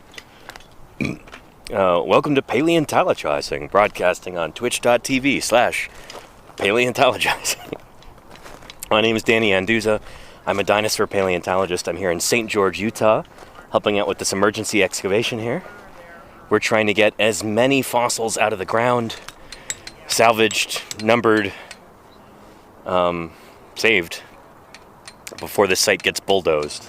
The city of St. George owns this land, and originally they were protecting the fossils here, but they've decided that they want to build a power station right here on the fossil site.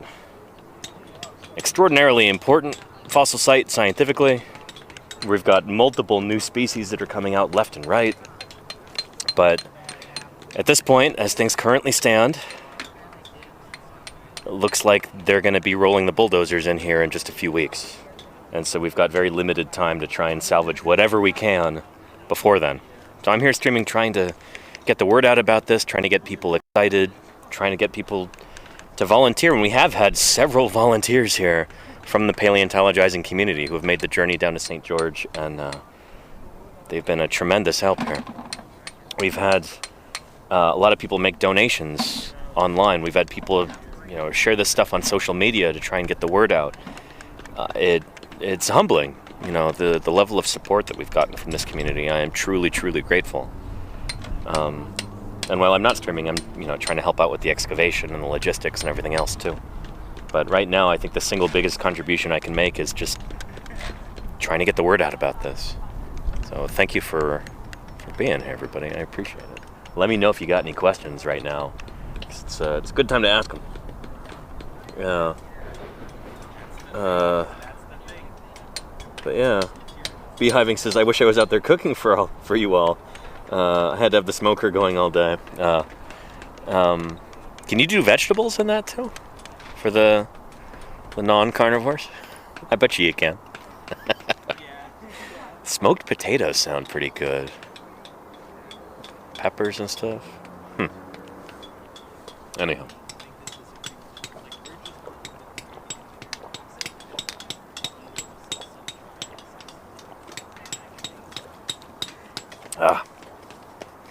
That's good stuff. In many ways, this is much more like luxurious. Being able to drink a cold drink in the middle of the day is like that doesn't normally happen during field work. Again, we're across the street from a big, beautiful grocery store. My first time ever being in that giant Smith's marketplace there, and they've got fossil displays right when you walk in. Well, you walk in through the front doors, and there's some fossil tracks from this site right there on display in the grocery store. This is the Dinosaur Crossing shopping center over there. And it's really cool seeing the dinosaur theming all around.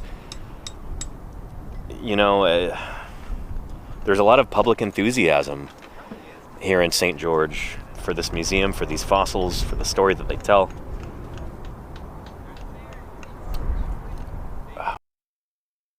Maybe people who work in city government will change their mind about destroying this site.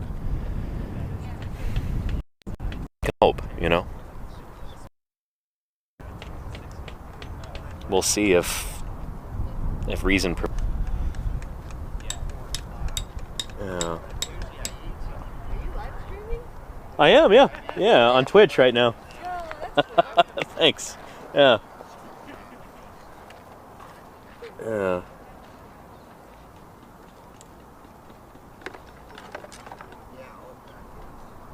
And ours, animus. Yeah, in Canada, you do have really pretty decent laws for protecting things like fossils. In Canada, vertebrate fossils, the fossils of animals with bones, those belong to the people. And so they need to be in a museum. They need to be protected. Here in the U.S., if fossils are on private land, the private landowner can do whatever they want with them. They can sell them, they can keep them for themselves, they could ground them into fertilizer if they want to. There's no protections for fossils on private land in the U.S. And on some public lands too, like city land, potentially. So that'll vary state by state. But yeah, it's a situation, Yeah. I'll put this in the recycling over here.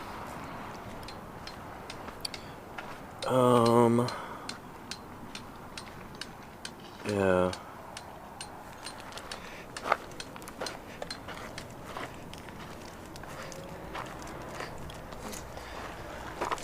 See our shield here? We did see that, yeah. Just happened today. Yeah, it's still hot. It's still hot. That might just be because it was in the sun, but it might be. Yeah. It went through battle, that's for sure. Yeah, look at those chunks missing.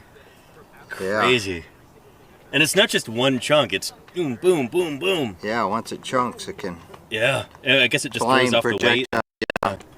Yeah. Alan Titus has a story about that. Oh, yeah. It's his story, but yeah, one exploding. Yeah. It doesn't take much, as I learned, for it to bind when you got it in rock. Oh, yeah. And it's not just like wood kickback, it's a stone kickback. It can be serious, and that alone is enough to make them explode. I've had abrasive wheels when I worked in automotive Uh-huh. explode and go all the way up the front and down me. Luckily, you wear safety goggles, but it stings a lot. Oh, yeah, I can It stings a lot. Jeez. I look under my T-shirt for blood. There wasn't any, but it stung for a while. Yeah. And that was fiberglass adhesive. We only use the adhesive or the wheels that had fiberglass impregnated into them, so they're a lot stronger. They can bend a little bit before they pop, but when they go all at once. Live to tell, live to tell. Many. Yeah, it's not always the safest work out here necessarily, but you know, it is field work, and yeah, we're not working under laboratory conditions here. We'll put it that way. Yeah. Have a couple of abrasive wheels come apart violently. That's scary stuff, Kennedy. Yeah. Ugh. You too, DNH? Oh man. Yeah. So here we've got a pile of rocks from that layer up there. This is kind of the size and shape that we're looking for of stuff. If we do have to be out of here in 2 weeks, we want to have a big pile here and we could just move this stuff to the museum and be able to look through some of it there. Maybe there will be dinosaur teeth, bones, remains of coelacanths and other fishes in here. Because again, all of this stuff is worth saving. There's new species left and right in here. All this stuff is so important for trying to understand what this ancient environment was like and how life recovered after that extinction event at the end of the Triassic. This is important stuff.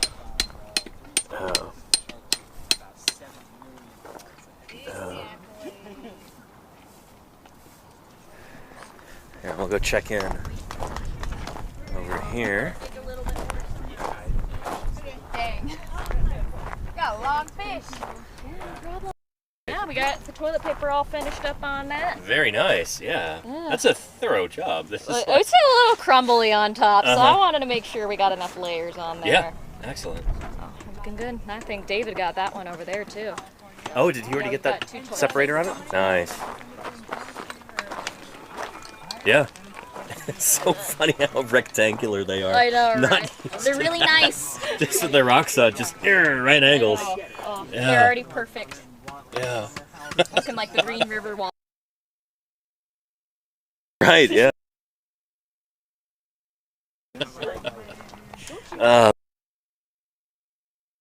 Used to right angles in the field, you know? All right, we're shoring this one up with some more gypsonas. Oh, yeah. Sonas. Nice. Then we'll pop the wobbly. Pretty good on them, but since I'll find a place for it to go. He handed me a dry one earlier. I got distracted because he found another I remember my fish. first day. Yeah.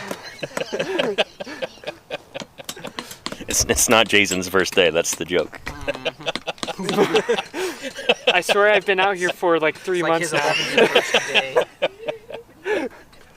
Cool. Nice. And what a nice little yellow bucket there with the frogs on it. It matches Easter. Very Easter. Yeah, that's beautiful. This is how we celebrate Easter out on the quarry. There you go. Yeah, with a frog bucket. This is a traditional We're paleontology. trying to manifest a frog out here. We're gonna find. We usually put our little bungees in there, and I walk around in the morning with the Easter bucket, putting up tarps. Nice. Ah. Now we let him dry. Beautiful. Yeah.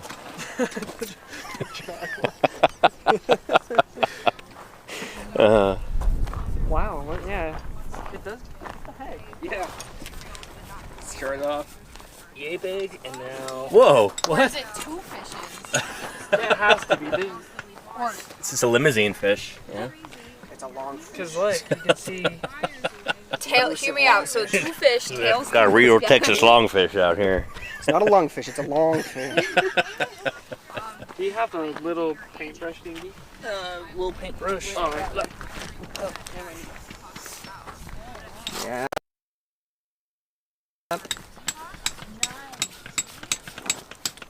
Bizarre. Maybe it's just guess.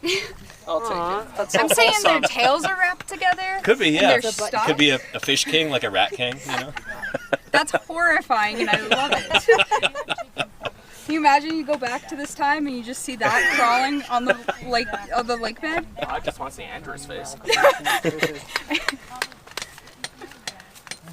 Wow. Yes, yeah, every other fish I've seen is about yay big. Yeah, that's crazy. Yeah. What's going on here? Why is it? What happened here? Death happened here. Well, perhaps, possibly. Something just died might here. actually. Something died. Something tells right. me. My gut tells me something's dead here. No, I think it's still alive. We could get it back. Oh, yeah. Yeah. Probably tasty. Oh, yeah. I think there's an Easter egg in there somewhere. Where's your bucket? There it is. Okay, so now you do that with this one over here. Yeah, extend that one now. Started over there and slowly worked my way all the way to there. So. Dang. It's the elusive long. The Loch Ness Monster in St. George, Utah. Alright, so keep going that way. Follow the red line. It looks like it ends now. Follow the red brick road. I think the dodgy fish finally ended. Nice. And then it'll be okay. Problems is all these rental companies, like these national companies that are buying up all the starter homes and then renting them out, so there isn't a market for starter homes. I've heard of it. Yep, they're good. I was just chatting. Ooh, did this one just come out? Oh, that's been out, huh? Check it. Yeah, just thinning it a little bit. Nice. And we'll cut the plaster off the outside and then we can close that one up. Nice. Yeah. I just need to go confirm the number. Yeah. And number some of these other ones. I'm kind of trying to keep on top of things. Yeah. Don't want to get it away from you, yeah. I've kind of forgotten which number, the one with the little fish, the jacket and the jacket. I can't remember which number that is. Give it a letter. Give it a letter? That way you don't have to interrupt your number sequence if you make a mistake. It already has a number, I just don't remember which. Oh, okay. So Yeah. I need more drink. Ooh. Yeah, hydrate. I'm feeling pretty burned out. Yeah, I get that. How many days now you've been working out here? It's been like We 2 started months. March 7th. March 7th? Okay. And I had 2 days off until until April 10th. Denver for a few days, and I've been back at it since Monday. So, there we go.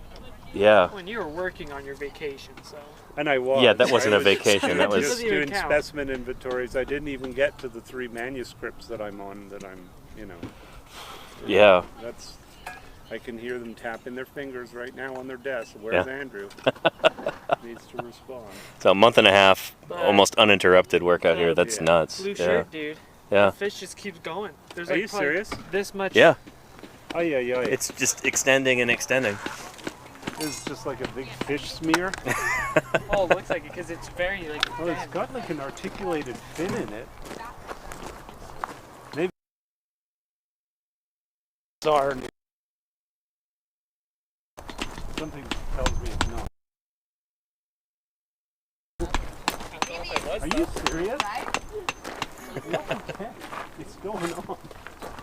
It keeps going and going and going. My head. I love Jacketing this thing's gonna be Jurassic horrible. head These are this way, and he's gone. Rock sawing this thing is going to be horrible. I think everything about this is gonna be horrible. Aren't you gonna have so much Except fun when it's rock hanging in sawing a it? museum. What the heck? What's going on? This is totally worth collecting. Alright. Dude got killed in a Nicely fish done. drive-by. Not the drive-by. Right? Yeah, maybe he got stepped on and scooshed. Yeah, someone was just wiping his foot after He's like, oh. That's a big turd. Hear me out. Aliens. I'm not saying it's aliens, but Does anyone have a scale bar on them? No, it's in my backpack. Whoa. Yeah. Dave always does. Oh, no? He's not here though. Huh. Separate, maybe? I don't know. I can go try to find one. If that's more of the fish, Can I see that? it's gonna be wild. Do you need a big dustpan at all? I mean, there's actual like. Oh, it looks like. That's amazing. Bizarre.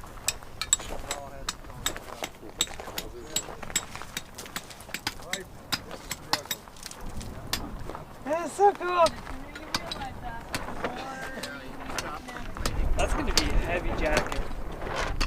So what I'm hearing is I should extend my hotel stay, right? Only if you want to dig it out, which of course you do. That's a good question, Jeff. Actually, what do you know about those fishes like Saurichthes that were around during the Triassic? Not a whole lot beyond that they're bony fish of some kind. Do you know if they make it into the Jurassic? You know, I'm not sure. Okay. That's a good question for Andrew. He'd probably know. Okay. Yeah, there's these really weird, like very toothy fishes. They almost look like it's almost like a pike crossed with an eel or something. That's that's probably a terrible description, but yeah. They are primitive ray-fin fish. Uh-huh. So they're in that part of the fish family tree. But yeah, how many cross the boundary, I don't know. Uh-huh. I'm just thinking of like long, stretched out limousine style fishes. Like this be something like that. Just a wild guess, you know. That could still be a couple different fish that they're just kind of happen to be fortuitously laid up on end, but yeah, it's looking like a big fish. The rat I have no idea. 2 fish that were kissing. Yes. Yeah.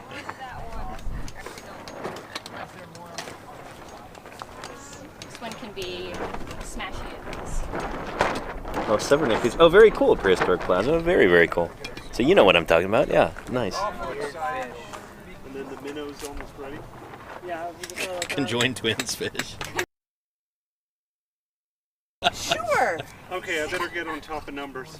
Okay.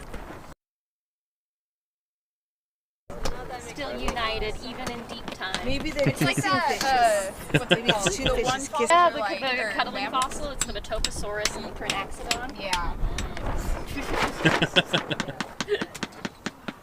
You have fun digging that up tomorrow. So Hannah, are we done with this for tonight, or are we going to do more tonight? Yeah. I don't know how long these folks are staying, but It should, it'd be a good idea, especially if it rains. Just kind of tarp it. let it hang out, and then we'll tarp it up tonight.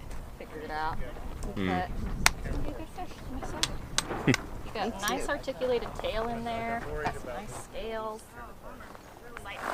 Do you want me to clean up the holes? Let's see, and Hibiscus, question about gray rock. Can someone repeat that question? Because I didn't catch it. But here in the quarry, the kind of bluish, grayish, greenish rock down here, this layer. This represents like lake bed down here. And then you move up in section a little bit, and it starts to kind of turn reddish like that, gets kind of blocked. That's probably like, you know, the banks of the lake, or maybe just kind of like the muddy margins. And this is the bottom of the lake here. Yes. That's kind of the idea. Yeah. Oh, and Neolithic Fool, hey, welcome back. It was great to meet you too. Thank you for all of your help while you were here. Okay, I know this one. Yeah. That was cataloged yesterday, wasn't it? Yes, I know what that one looks like. If it was cataloged yesterday, it might be. Here, I'll tell Andrew that you made it home, Neolithic. But I don't want to distract him too much right now. He's trying to figure out all these numbers in his head, but I'll let him know that you made it home safely. Thank you again for all of your help. And it was great meeting you in person. Holy cow. I've been bragging about stream. Like, yeah, a member of our very own community is right here. Yeah, and it makes me really happy. So thank you again, Neolithic. I really appreciate you. It was great meeting you.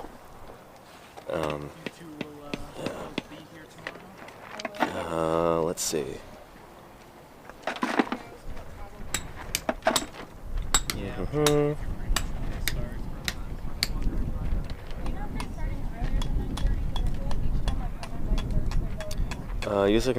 Asking about a very gray rock that was being avoided being dug through. Why was that? Too dense or tough? Not likely to contain anything. Too dangerous to break apart. Which gray rock was that? Got a lot of gray rocks here. You have to be more specific. Yeah, I don't know.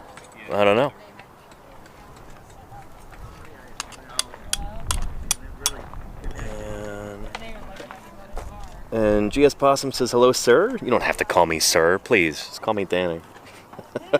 Do you guys have to worry about respirable crystalline silica? Yes, and so if we're using the rock saw here, this bad boy, who's been christened Thrill House, when we're using this, whoever's operating it uses eye protection, ear protection, and a respirator mask. Yeah, and then everybody else just basically tries to stay out of the way of that dust cloud. But, you know, we're very cognizant of that. Safety first. Yeah. And Lordy says, aren't all rocks a shade of gray? Lordy, how many times have I heard people say that? Although, I don't know, as earth scientists, you know, earth scientists are often accused of being a little bit too generous in our color descriptions of rocks. So, oh, well, this is a bright red, or look how green this is, and you show it to a non-geologist, and they're like, oh, looks like a rock. Looks gray to me. But, you know, you get these different shades like this. You get kind of bluish grays like this.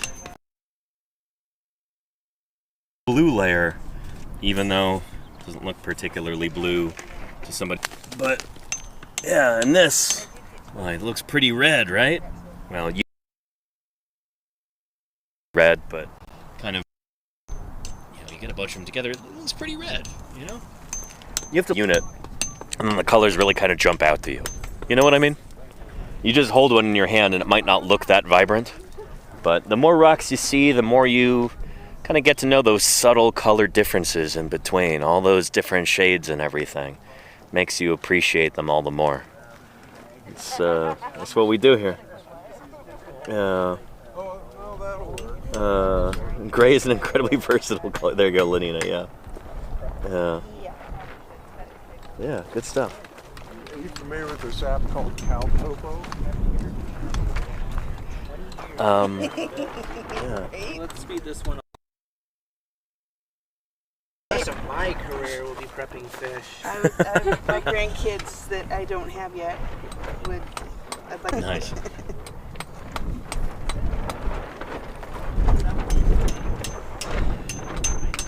Not that I'm one Is that of the tail piece? Children to hurry up. It's so cool. Kids.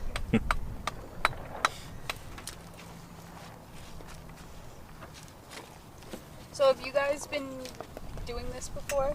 This is week 2 for me. Nice. Day 3. Day 3, okay. Nice.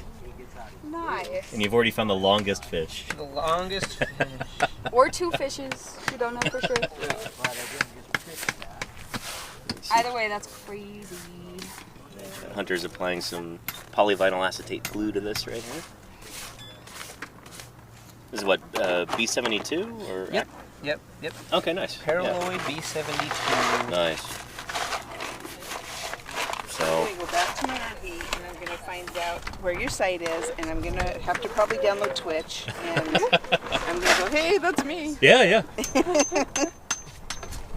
Yeah, if you just Google like Twitch paleontology, it'll come right up. Oh, heck yeah. Paleontologizing is the name of the channel. Yeah. Rumor has it he's famous.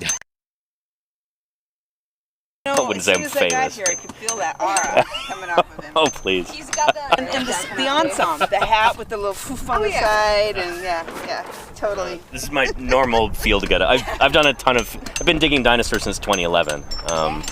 So it's been a career. Well, what's the coolest thing you found? Coolest thing I've ever found, probably. I found a new species of horned dinosaur. River formation back in 2012. Oh, thank you. Yeah, horned dinosaur. Yeah, not orange. Orange, we don't know. Yeah. Bright orange. But yeah, hopefully that'll be published pretty soon. But dang. pretty soon, like next few years maybe, if we're lucky. But yeah, that was pretty cool. Yes. Yeah, it's not every day you get to find a new kind of dinosaur. I definitely think Yeah. this piece came directly from it. But there's that. Yeah, that's right here. That's that is.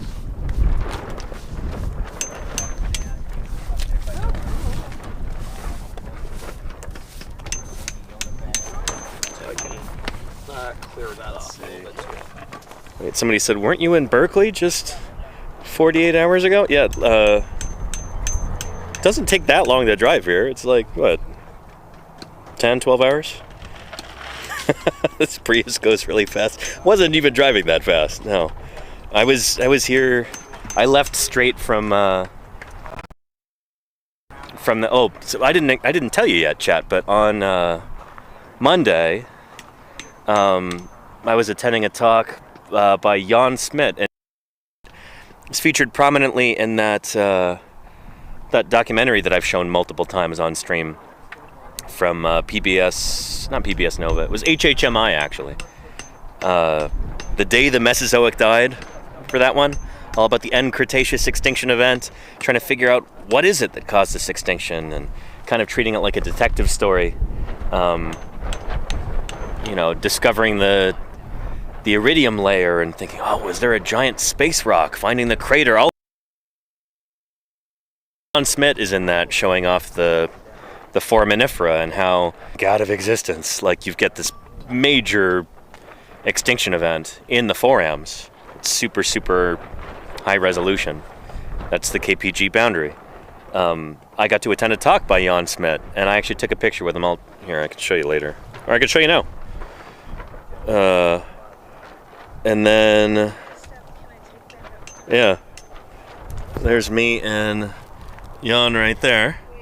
This is on Monday after his talk. And guess who else was there? Was Walter Alvarez of the father and son team who kind of came up with that asteroid hypothesis. So Walter Alvarez, pretty well-known scientist. He's a bit of a, yeah, you could say a bit of a scientific celebrity. So it was really cool being able to talk to both of them about, what was going on at the end of the Cretaceous, and it's pretty neat. Yeah. Monday afternoon, and immediately after that, I jumped into the car. I had my car all packed up with all my field gear, and then drove out here. Yeah. Anywho. Demon Prince says, a publication takes you guys years? It's more like 6 months after the review process for us is Demon Prince. So, a publication can take years or decades. It's not really the publication itself, it's all of the work that goes into it. You might have multiple years of field work in excavating a specimen and collecting data on it, and then the specimen has to be brought back to the laboratory. It might be waiting for years to actually get prepped, like to have the rock cleaned away so that this fossil can be studied and photographed and everything else. And then after that, it might not be super high priority. There might be, especially if you've got a small team, there might be other things that are higher priority for publishing on. And that's kind of been the case with this new ceratopsid dinosaur. But hopefully the next few years we'll finally get it out there. I say we, I'm not going to be an author on the paper. Yeah. I'm not really a specialist in ceratopsids, and I'm also not there at the museum. Yeah, but I'm sure I'll be acknowledged in the paper. The site was called Danny Ceratops. It's the name that Denver Fowler came up with it, because I was the one who found it. And yeah. So I think I'm out in the paper. We'll see. I'm excited about it. Yes, there you go. Yeah. Anyhow, let's go take another quick walk around, see what else is going on. Thank you. Are you? Man, I got to put toilet paper on a fish. Nice. I didn't even know that was a thing 3 weeks ago. And now you do. Now I do. Where are you from? Idaho. Oh, nice. Are you here for this? So you can tell the day's kind of winding down here. It's around 5:20 local time. And people are starting to head home for the day. I'm not going to have a very long commute today. There's my tent right there. There's Andrew's right there. So yeah, it's not going to be not a long journey, which is nice. Yeah, this certainly beats having to drive all the way up to Cedar City like Andrew was doing toward the beginning of this project. That's like, what, 100 miles each direction, I think? He was doing that every night. But now we actually got permission to stay here on site from the city. So, yeah.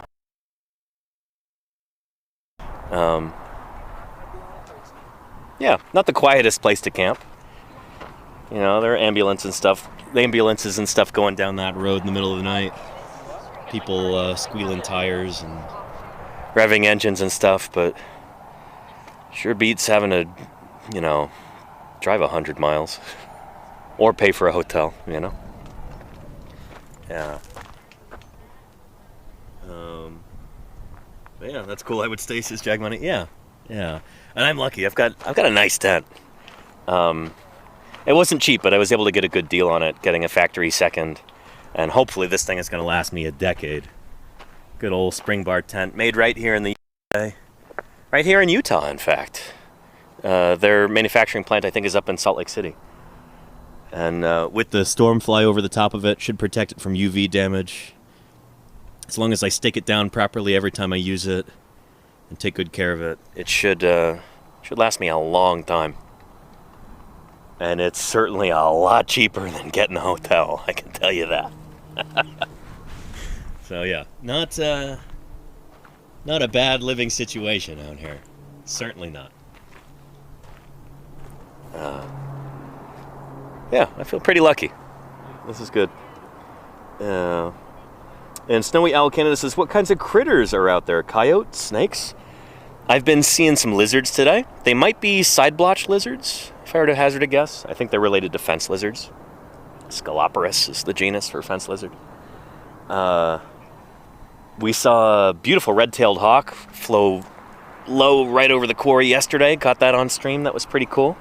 I've seen some mourning doves and some hummingbirds. I have yet to see any non-human mammals, except for the dogs that live in that backyard up there behind that house. Yeah, so far no coyotes, no mice, no gophers, nothing like that. But I've heard that there are roadrunners, and who is that bird?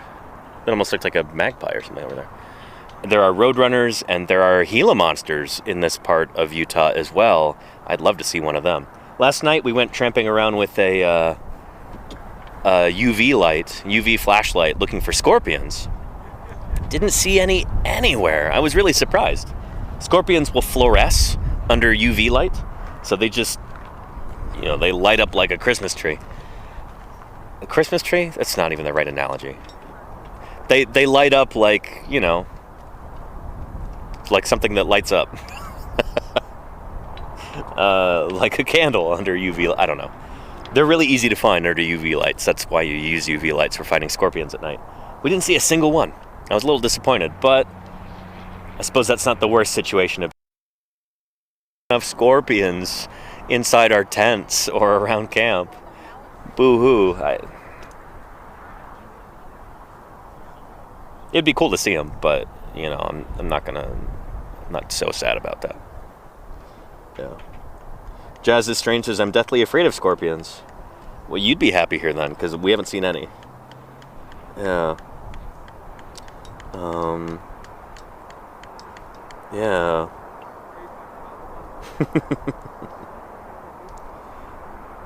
Anywho. You've seen different government drones. No, there was a private drone here earlier, that DJI Mavic, which was pretty cool to see. I didn't actually get to talk to that guy before he took off, but he had some pretty high-end equipment here. Really nice photographic drone, really nice, looked like big DSLR camera, taking photos and video. Yeah. And Hibiscus says, recently found out that the Namib sand gecko, another desert species, also biofluoresce. There are a lot of different animals that fluoresce under UV. I'm not necessarily convinced that that's like a feature. It might be more of a bug. Like for instance, there are, birds can see partway into the ultraviolet spectrum. And there's a number of mammals like field mice and stuff like that, where their urine also is like visible in UV. And so that allows birds to be able to track them and find them and eat them. Birds like owls and hawks.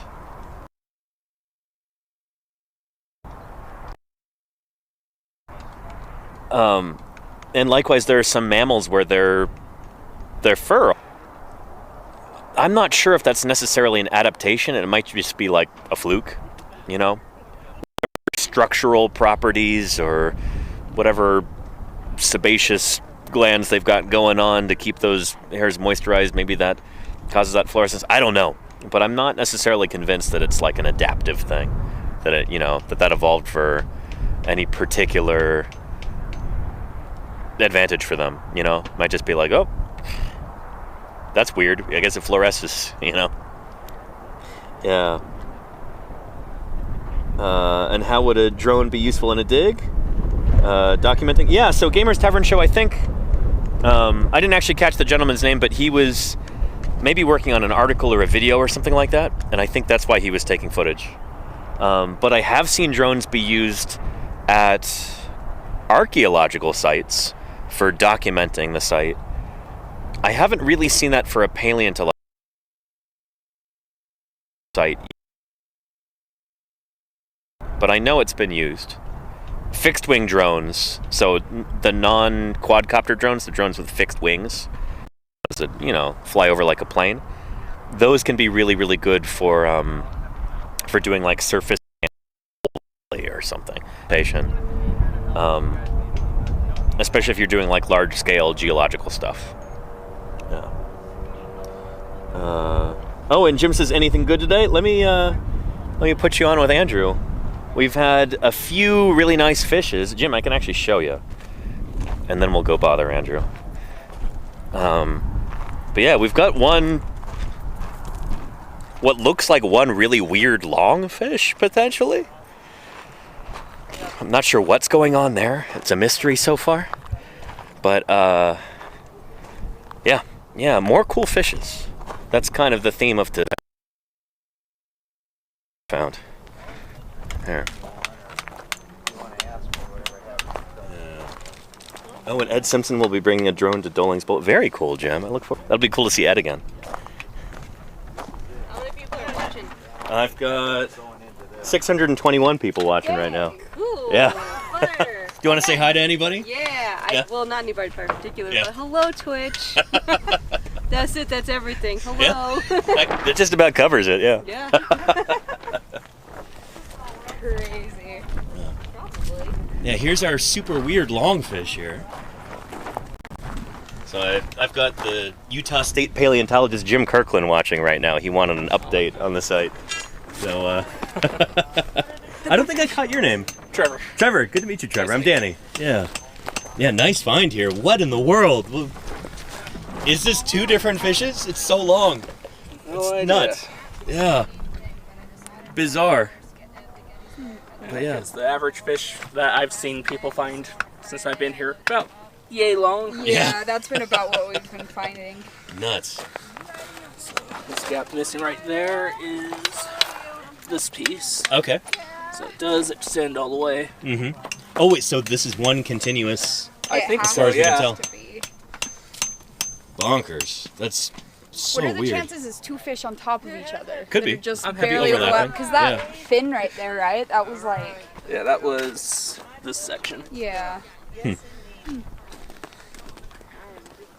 Nice. Yeah. Yeah. Weird. Good stuff. And you just found this today, right? Yep. Yeah.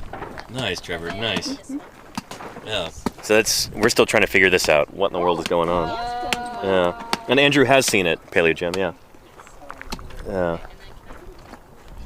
I have an ant for scale. Oh, nice. Looking for some moisture, probably. You drinking it out of the paper towel there? Or the toilet paper? Nope, just bits and pieces. Nothing Nice. I didn't have a banana. It's ant for scale, yeah.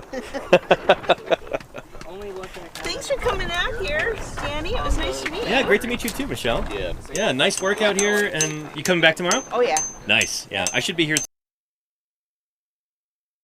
around midday. So. Cool. Yeah. Same. Cool. Cool. Yeah, thanks again for your help. It's a once in a lifetime opportunity. Yeah. Cross your fingers we don't get too much rain tomorrow. There's a chance we might get rained out.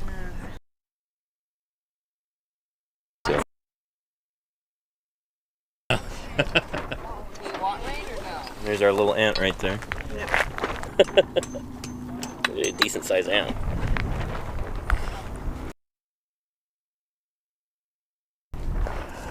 All right. I think I caught your name. My name's Pearl. Pearl. Great Yeah. to meet you. Yeah. Yeah, nice to meet you. You heading back tomorrow too? Yeah, I'll be here until it stops. Oh, fantastic. Yeah. All right. Thanks for your help. Appreciate it. nice Have a good one, Pearl. Drive safe. Nice. Got a number on it. They have separate numbers too. Very nice. How easy is that going to be to pop, you think? I think it should be just fine. Yeah. Got some good stuff. Set up a little more. Yeah. Cool to the touch. Mm. Yes, that's if it's actually done curing. As you can touch it. Is it? Yeah. Interesting. A lot of the plaster actually like heats up when it's, you know, that chemical reaction is kicking. But yeah, the gypsum, sometimes they feel cold. I'm not sure what the deal is there. Yeah. Yeah. And could this be something like Aspidorhynchus? I don't know. I don't know what that taxon is, Jim. I've never heard of that. Aspidorhynchus? We can ask Andrew. Yeah. Here, let me go bug Andrew. And Jim, if you've got any questions for Andrew, let me know right now and we can ask him live. We'll save you a phone call. But yeah, man. I got here yesterday and the site looks so much different than it did when I was here a few weeks ago. Oh man. Yeah, that bench right there. I feel like it was right here almost. And extended all the way across here. And now look at it. Just impressive. Can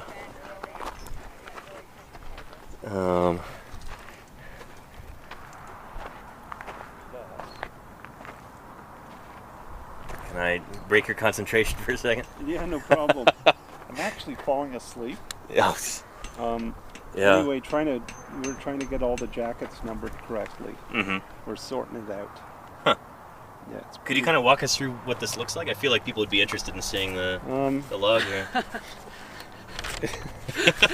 That's a lot of letters and numbers. Yeah. We're trying to just, if you like, yeah. So you can see we're trying to keep track of each specimen. So here Corey found Lysotus tooth. You notice there's 2 asterisks. That means it's higher priority because we're in the process of writing that paper right now. Right, so okay. Those are a little bit higher on the list. Uh-huh. Here you can see a jacket with 5 pieces found by Michael Ward. Unit 4, which is the green bed, 2 asterisks, and that's a fish skeleton. Nice. So that's an important one. And then if you see 3 asterisks, that means it's highest priority. Oh, nice. Okay. And 1 asterisk is kind of medium. Okay. The rest they're probably going to sit around for a long time. Yeah. Cool. Okay. Longer at least. They're prioritized based on, how important they seem to be scientifically, or if there's a paper that you're working on currently, like the Lysotus, that freshwater shark. And who knows, if the curator was a concostricant worker, he'd probably be putting highest priority on all the concostricants. Right, which are the... All of Unit 9. Yeah, the little arthropods, clam shrimps. Clam shrimps. Clam shrimps, right. Yeah. What's that? How many? Huh?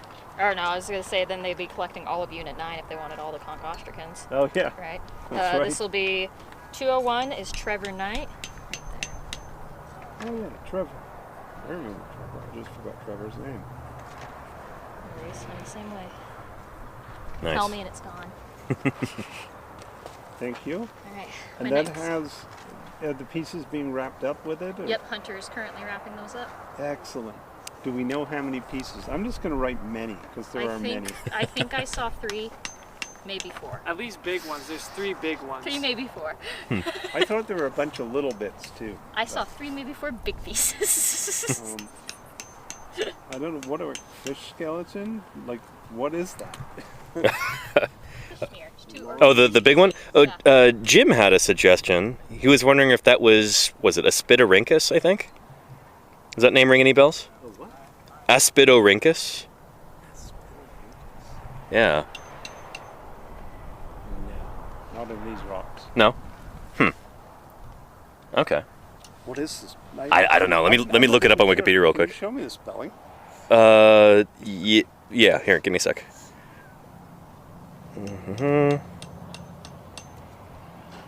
It looks like it's got semi-noted scales in it, though. It's like a fish that had a serious accident. Aspidorhynchus, right there. Oh yeah, I thought that's what it was. That's from the late Jurassic Solnhofen. Oh, okay, Yeah. interesting. Yeah, that's what I thought. So they go from the Middle Jurassic to the earliest Cretaceous. Okay, and this is... They've been found in Europe, Antarctica, and the Caribbean. Yeah. All wonderful vacation destinations. Beautiful. And Antarctica especially, yeah. Yeah, I hear Antarctica is beautiful this time of year. Chilly. Well, yeah. Depends what you're into. Yeah. So yeah, this being earliest Jurassic. Yeah, and looking at the scales, something happened to that fish or fishes. So yeah, it's a very unusual one. I've never seen a nodule like that here. We did have these things that are a little bit lower down called fish sticks. Yeah. And those are tumbled Oh, we have one over here? rolls of fish material. Yeah. Yeah. Oh, you kind of gave away the ending, but this is a big mystery for a long time, right? Like, what are the fish sticks? Yeah. At first we thought fish sticks were coprolites. That's why Karen Chin was involved with the research. Yeah. It's just these strips. So is this actually a break in it right here, or is that just where the matrix hasn't been cleared? Matrix on top. Okay. Look at this. Look at this. They're all pretty scales. cool when they're Weird, yeah. cross-section too. Bizarre. So just masses of fish material all rolled up. There's ostracods and concostricans mixed in with them. Yeah. So our there's- explanation for that now is They're all approximately 1.5 meters to 2 meters long. And they're all evenly spaced about 1 meter apart, parallel to the lake shoreline. So they're rolls of adipothere, so these wax material like you see on the Salton Sea. Yeah. So in California. And you get all the tilapia dying and stuff Yeah. the place. And so they're just kind of rolling up as the And waves they're are just going rolling in and around out. with the current. It's just making these.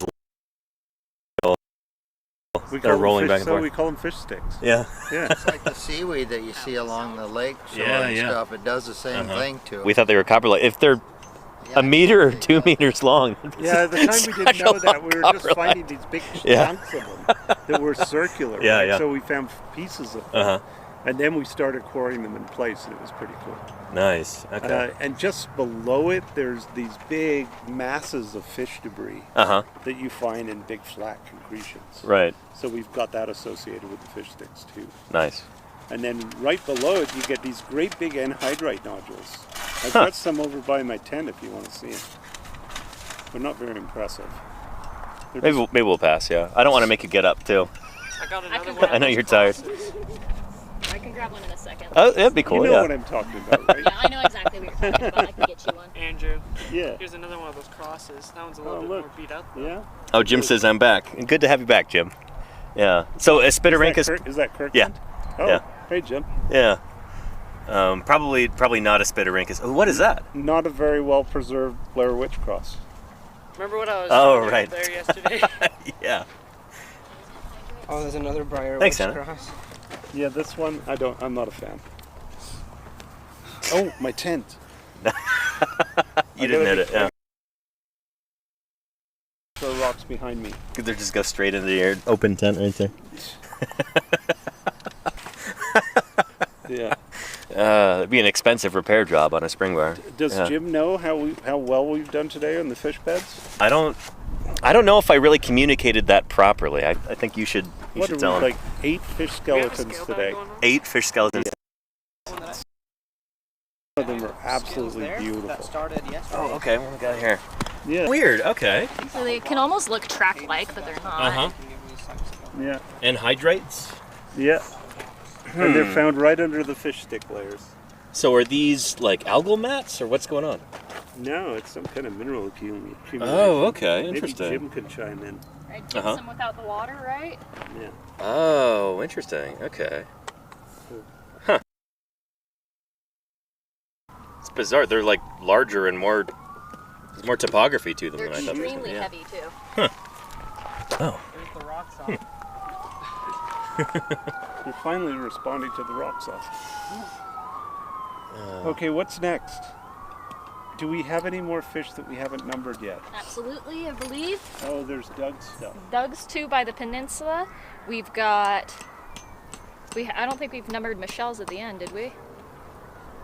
The one at the very end that with the no counterparts. No. That's the way over in that Yoda book. So we need to give a number to Michelle's. We need to give a number to 2 of Doug's. We also need to give a number to Mike's, the one that we toilet papered first in the day. Jim says, got saline killed fish? Maybe. I don't know. Yeah. Yeah, let's go take another look around. A salamander says hearing sirens on site is bizarre. Uh-oh. Coming after me.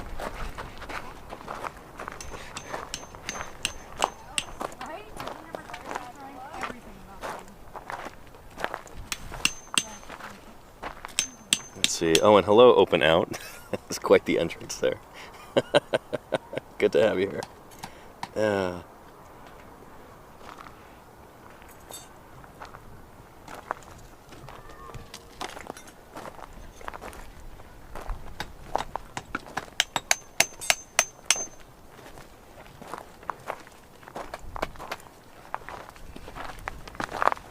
right. David's gonna be. Yeah.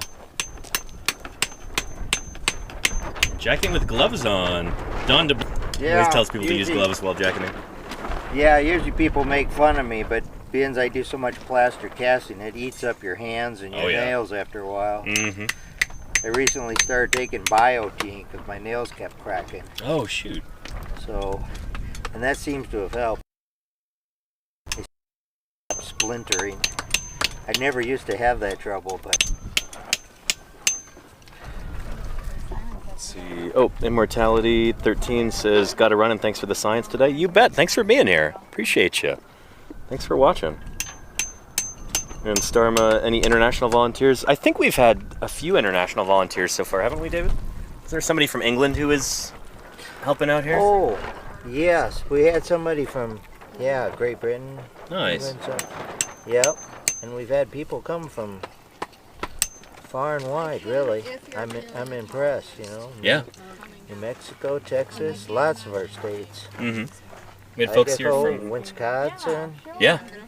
From Maryland, Pennsylvania, Idaho, California, Maine. Yeah. One that's usually not afforded to people, but just because of the urgency. Mm-hmm. So you probably went there. Yeah, I did. So let me know if you need another set of hands to scoop plaster in or something like that. Thanks. Yeah. So what David's doing is mixing up some plaster of Paris here. He's already got some burlap strips all set up. So he's going to be making a protective field jacket around that fish, which is currently covered by layers of toilet paper. Actually, they're gypsum. On the side, and nice. I just want to hurry up and get a cap on it. It'll be fine. Yeah. It'll be. Right, I'm like it's wobbling, but you need it to come out. If I can get it to wobble. Just in case we do get a little rain, it'd be nice to have a cap over it, some plastic. Mm-hmm. Because this one, everything was falling out on one side, so oh shoot! It needs reinforcements now. Yeah. Good thinking there. Gypsonas are so convenient to have like that. Just slap them on the side. Yeah. And, I was just going to do 2 gypsonas, and then I thought, well, I'll just go mix up some plaster and put it on there. It'll be fine. I put lots of paper, so there's a good separator on it. Remember this here? We'll cover him through David. Oh, it's falling apart. Do what I can. If you can even get the I know. markers, I think. don't Yep, hold I up gotta get well another to one. this. Ah! I thought I saw another one on the ground. Should have brought my label maker. Yeah, they don't stick. Nothing sticks to You'd this have to, stuff. yeah, have to put super glue on it first. Yeah, you'd have to do that. That might work. Yeah. I'm just torturing ants now. Yeah, I was digging there. We need paleontological best practices to find out what works. Right, yeah. That's why they have those like preparators and method sections at SVP now. People talking about what works best in the lab and in the field. Yeah, It's yeah. important stuff, you know? It is. We started one with Matthew Brown in the Petrified Forest. Was the first one. Nice. He was the first one to start getting people on the same page. Uh-huh. I went to that one. It was, and they're still going strong. I fully support it. Nice. I ended up going out as a researcher one day because some of the things that I wanted to learn, Bill Parker, the paleontologist, said when he told me what was involved, it's like, well, I know our museum isn't going to have the money to do that. We need to learn to do it. So he goes, but we don't. The only tracks we ever found, they were thrown in the back of a truck and taken all the way to California to the Peabody Museum, and they just busted all apart. So, so I went out and found them some little tracks, and so from there I think they found many more. Nice. But no one had. He was hoping Andrew was along because between the two of us, you're guaranteed tracks. But it was a hard find. But I finally found something. Nice. It's fun to hang a researcher tag in my truck. That's Go a good feeling. bouncing around. Yeah. Running willy-nilly like, you know, they take the state of the roads, but it's like, no, go out wherever you can find them. Right. It's all good. Let's see. And was this a pelagic fish, you think? No, so this would be a freshwater lake fish, so this is probably a semi-anodid fish. Like this right here. Yeah. So one of these armored scaly, probably like semi-generalist sort of fish. But again, it's you can often tell it's a semi-anodid just based on the scales, but we've got other kinds of fishes in here too. And some of them could be paleoniscid fish also. Like, I can imagine getting those mixed up with semi-anodids in the field, and you don't really know 100% what it is until you clean it in the lab. You really don't. Yeah. Yeah. I found something. And Kazashi says, how do you remove the... Oh, no, somebody was asking how we remove the plaster. That's why we put the layer of separator on first. So we don't want the plaster sticking directly to the bone or the rock, frankly. So here, there's a fossil fish under this, but this is nice and soft right here. This is toilet paper. It's been kind of wet, so it'll conform to the surface. This is a nice soft layer of separation. We'll put the plaster-soaked burlap over the top of this in order to keep the plaster from sticking directly to the rock. Does that make sense? So we end up with this. So plaster over the top of it, like David's doing right here. Got those burlap bandages soaked in plaster there. When it hardens, we get this. This is flipped over. So nice hard shell right here. And then there's the rock underneath. So once this is sufficiently cleaned up, we'll put what we call a bottom jacket on this. First we'll take this out. Ignore that, that's an abnormal thing. We don't normally do it that way. But yeah, bottom jacket on it, and it'll be in burlap and plaster. for a laboratory. Here, luckily, that journey is a pretty short one. The laboratory is literally across the street in the museum there. But some of these, if they're really high priority, they might get sent to other museums to be worked on. The Prehistoric Museum in Price, Utah, at Utah State Eastern, might be working on some of the stuff. The museum up in Salt Lake is already working on some of the fish material from here, like those. So yeah, it's important to have these things properly jacketed and all of that to make sure that they make that journey safely without everything crumbling. Yeah. Oh, and Jim had a question about the mid-lateral scales. Thank you, Ken. What are mid-lateral scales like in the elongate fish? Let's take a look. It's hard to see here.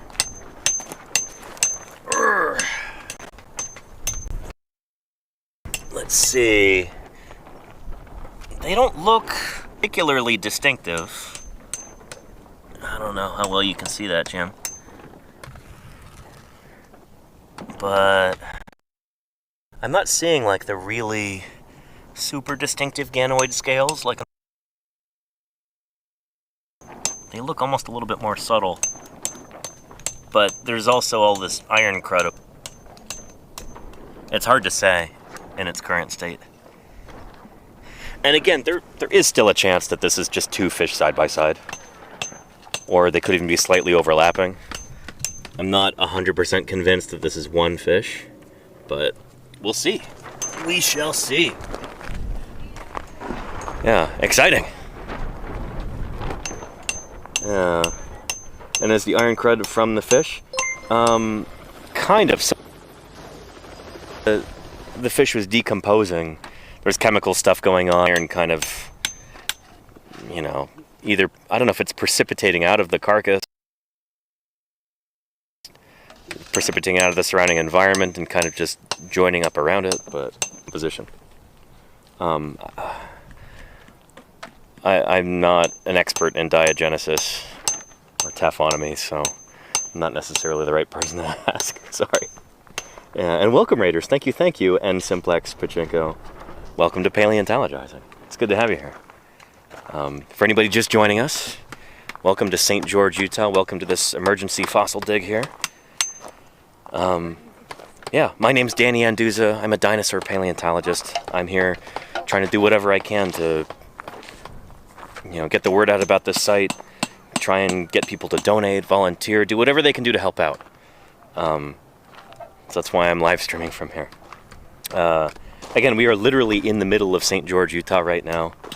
We've got a housing development right there. Just behind that dirt pile. There's one of the main roads in the town right behind us. There's a Taco Bell across the street. And there's, of course, the St. George Dinosaur Discovery Site Museum right over there, too. The reason why this is an emergency fossil dig right now is this incredibly important fossil site here from the very beginning of the Jurassic period. Kind of a recovery fauna just after a mass extinction event. This is just when dinosaurs are starting to take over the Earth. It's a really important time in Earth history, and it's not super well understood. And this is an extraordinarily important site for gaining a better understanding of that. Well, this land belongs to the city of St. George, and they have, I guess, decided that they no longer want to protect it. They've decided they want to bulldoze all of this and build an electrical substation here. I understand that on a certain level, like the city of St. George is growing, they've got electricity needs, all that, but can't they find a better place than, you know, a world-class fossil site that people from around the country are visiting to help out with? It's, I don't know. Don't ask me what I think of that. But anyway, that's why we're here. We've got until the end of the month to try and excavate as many fossils as we can, record as much data as we can, do as much science as we can before this is all gone. So we've got people volunteering from around the country. I drove here from the San Francisco Bay Area. I'm helping out however I can to try and save these fossils before the whole thing gets destroyed. So that's what we're doing right here. Yeah. Has there been any local news reporting on it? A little bit, Brinlin, yeah. Brinlin for sure. We've got a few articles in the St. George papers. There was a big one in the Salt Lake Tribune. And hopefully we'll have some more media coverage as well. So,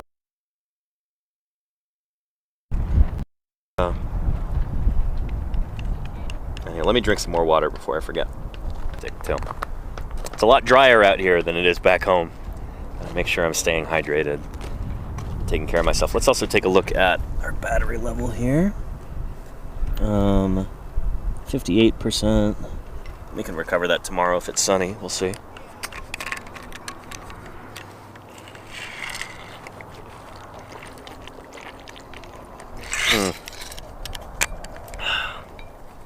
Might not be sunny tomorrow. I think we're expecting rain. So we'll see how the solar panels do. Yeah. Ask Nathan Daw. I don't know. Yeah. It depends. We might be cooking here on site, or maybe I'll go get dinner in the shopping center across the street. Maybe it'll be protein bars and trail mix for dinner. I'm not sure. I haven't made that decision yet. But we'll get there.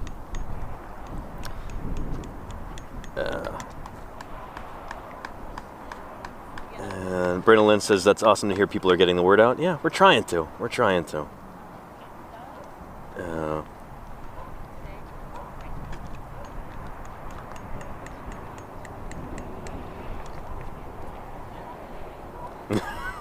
And it then did, says ACDZ. For those about to rock, we salute you. Thank you. Appreciate that. I'll salute you right back. Scuba says, let's turn this into a festival. I mean, you should have seen the number of volunteers we had here earlier today. It was pretty cool. And hopefully most of them will be back tomorrow. Maybe more. We'll see. Yeah. We're doing what we can. And it's 6 p.m. here locally. How long have I been streaming? Almost 4 hours at this point. Nice. We might wrap this up relatively soon, just to let you know. Because we're going to start taking down shade tarps and stuff and start packing up parts of the site for the night. And I think we've got a few errands to run around town too. But yeah.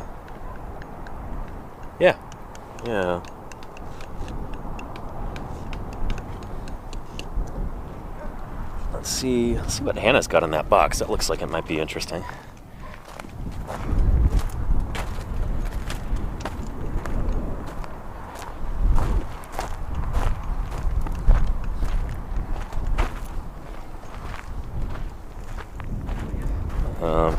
I could show off some of the fish scales and stuff that I found earlier today too, but they're not particularly pretty. Let's see. Anything good in the box, Hannah? Yeah, this one's got a couple nice things. Nice. This is one of the other fish that we found today. Oh, cool. It's mostly covered, but this piece you can actually see. Oh, look at that. Right, it's got some Very nice scales. So yeah, beautiful. kind of shows you what these guys, they actually are fish beneath all the red stuff. They're not just believe it or not. red blobs, yeah. Right? So yeah, you can see that's what it looks like normally, right? But hidden underneath there, that's what's inside of there. Very nice, yeah. Really looks like gorgeous. part of a head, huh? Maybe, I'm not sure. We'll have to get a lot more of this guy out. It's insane. I just talked to Andrew. We pulled out 10 new fish today. 10 fish today. 10 fish today. 10. Holy moly. It's a crazy That's amount. awesome. I think I've separated out what's necessary.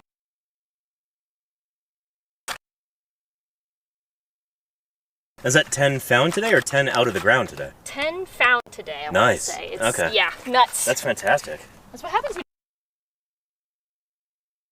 Yeah. Great. Shoot. Enough for a school, says Scoops. There you go. Yeah. Yeah. I wish this was my backyard. Yeah, I know, right? There's people over here to know how lucky they have it. Yeah. Well, after digging here, Right? Yeah. it's like in everything. How did you find out about this? Can I ask? From Facebook. Oh, very cool. Okay. I'm a local. I live in the middle of Washington and Herb. Oh, very nice. Okay. Thanks so much for coming out. You're It's so amazing. lucky to live in a place like this. It's amazing. I didn't realize how lucky I was until I hear people coming from all the other places. Yeah, yeah. Oh, snap. Were you familiar with the museum beforehand? Yeah. Nice. I had passes when my kids were smaller. Oh, but cool. We've been there a bunch, and so then we haven't gone in a few years now, and I'm like, oh, maybe we should go again. Yeah, for sure. Yeah, awesome. No, seriously, coming from the San Francisco Bay Area, I'm a little jealous. Like, you've got so many cool dinosaur sites here. You've got footprints, you've got bones, you've got so many different things. That go across them and stuff. Oh yeah. Francisco, you got whales. Oh, that's true. Yeah, we got a lot of good stuff, but we don't have a lot of dinosaurs, and that's what I work on. So, yeah. That's true. Yeah.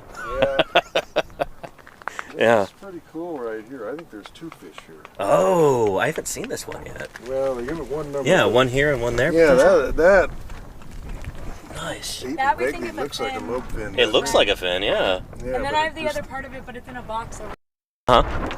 Nice. So the funny part about that, the small fish was kind of sticking out, and I walked over it, and I was like, "What is that?" And it was already like exposed, and then I dug further and found the bigger one. But should I cover this? You think? That's a question for them. Probably, yeah. We'll tarp it up this evening, I think. I'm just worried about somebody. Actually, that's a good idea using that. Yeah. Yeah, that's what I was just enough that. Yeah. That it's a marker. Yep. Well, and also if it rains tonight, oh, that's true. it'd be a good idea to have that covered. I might just clean it, you know. If we're lucky, yeah. It's crazy how the weather is here. Like, it'll say chance of rain, and I'm like, I have no rain, and then like my family was like 2 miles down the road will have a bunch of rain, and I'm like, there's nothing even out here. Yeah, we got rained on a little bit this morning. Just covering this. Yeah, just like a few. It wasn't bad or anything. Andrew across the street, he's like, yeah, I had to run outside. There was a total downpour just across the street. It's crazy how nuts how localized it is. Yeah. And so you can't really trust the rain weather sometimes because it all depends on where you're at. That's, I guess, reason for optimism, because I've been looking at the forecast and rain tomorrow. It might miss us, you know? Yeah, we might get lucky. It totally miss us. Yeah. 100% it could. Yeah. So cross your fingers, chat. Let's hope that happens. Yeah. Right. You've heard about that, right, Danny? Where they What's that? rehydrate and they swim away. Oh, these fish? Yeah, we got them caught in the rock, but if it gets wet... If they're too well preserved, you know? I'll be here tomorrow morning, will you? Yeah. Oh, good. Then I'll Nice. What time? What time they're starting? Because I feel like every time I try to get here by 9:30, but I'm, you know. And simplex pitching. You make a really good point about that. Like, I hope the city of St. George, I hope somebody there realizes what a detriment it would be to build a power substation here when you've got a world-class fossil site. Like, destroying something like that in order to build something so mundane, you know, it's like, yeah, let's knock down the Sistine Chapel and put up a parking lot. No, it's frustrating, but that's why we're here, you know? We're trying to salvage whatever we can, and yeah. What's his name? It's funny, that is David over there. Yeah. Is somebody lobbying the city to get it preserved? Starma, sort of, like, Andrew and other people are advocating for that, but some of them are in a tough situation because they work for the city, you know? To a certain extent. And the city owns the property that the museum is on too, and I don't know. It's just a difficult situation politically, you know. And I'm not gonna talk too much about that because I'm an outsider, you know. But on that same token, sometimes it takes an outside perspective. Sometimes it takes people saying, like, "Hey, we don't live here, but we recognize how special this is, and we hope that you recognize that because that's the reason why we came here in the first place," you know? I wouldn't be here in St. George, Utah, if it weren't for this fossil site. That's what brought me here. And if it's gone, people like me aren't going to come back, you know?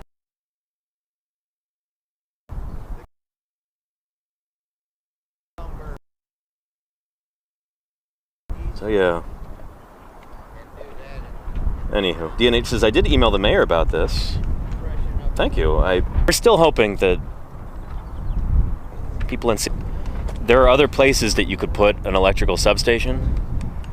There are not other fossil sites quite like this one around, you know? But you know how municipal politics can be. You know what it can be like talking to the city. I don't want St. George to have a reputation for being the sort of city where they'll destroy their natural heritage just because they don't care about it.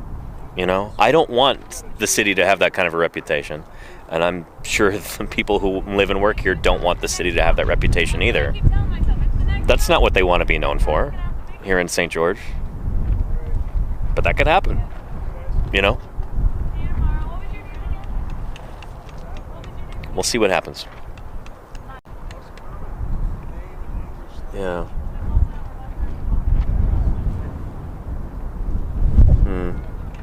And Scorch Hellfire says people usually don't recognize how special things are where they're from. That's often the case. Yeah. Anywho, with that being said, I think I'm going to go ahead and wrap up today's stream. I'm getting a little tired. We've been going for over 4 hours at this point, and I don't want to deplete that battery too much, nor the battery that this camera is running off of. So let's see who else is live right now. Don't go away just yet. We're gonna see if we can raid into somebody else doing some science on Twitch right now. See if we can. There we go. Following. Who else is on? Science streams last stream before baby. That's where we're headed. Blent and Lita are having another baby. Baby Alona is gonna have a little brother.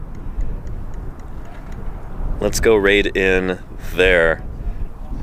And it might work now. Twitch chat seems to be working in the Twitch app. Excellent.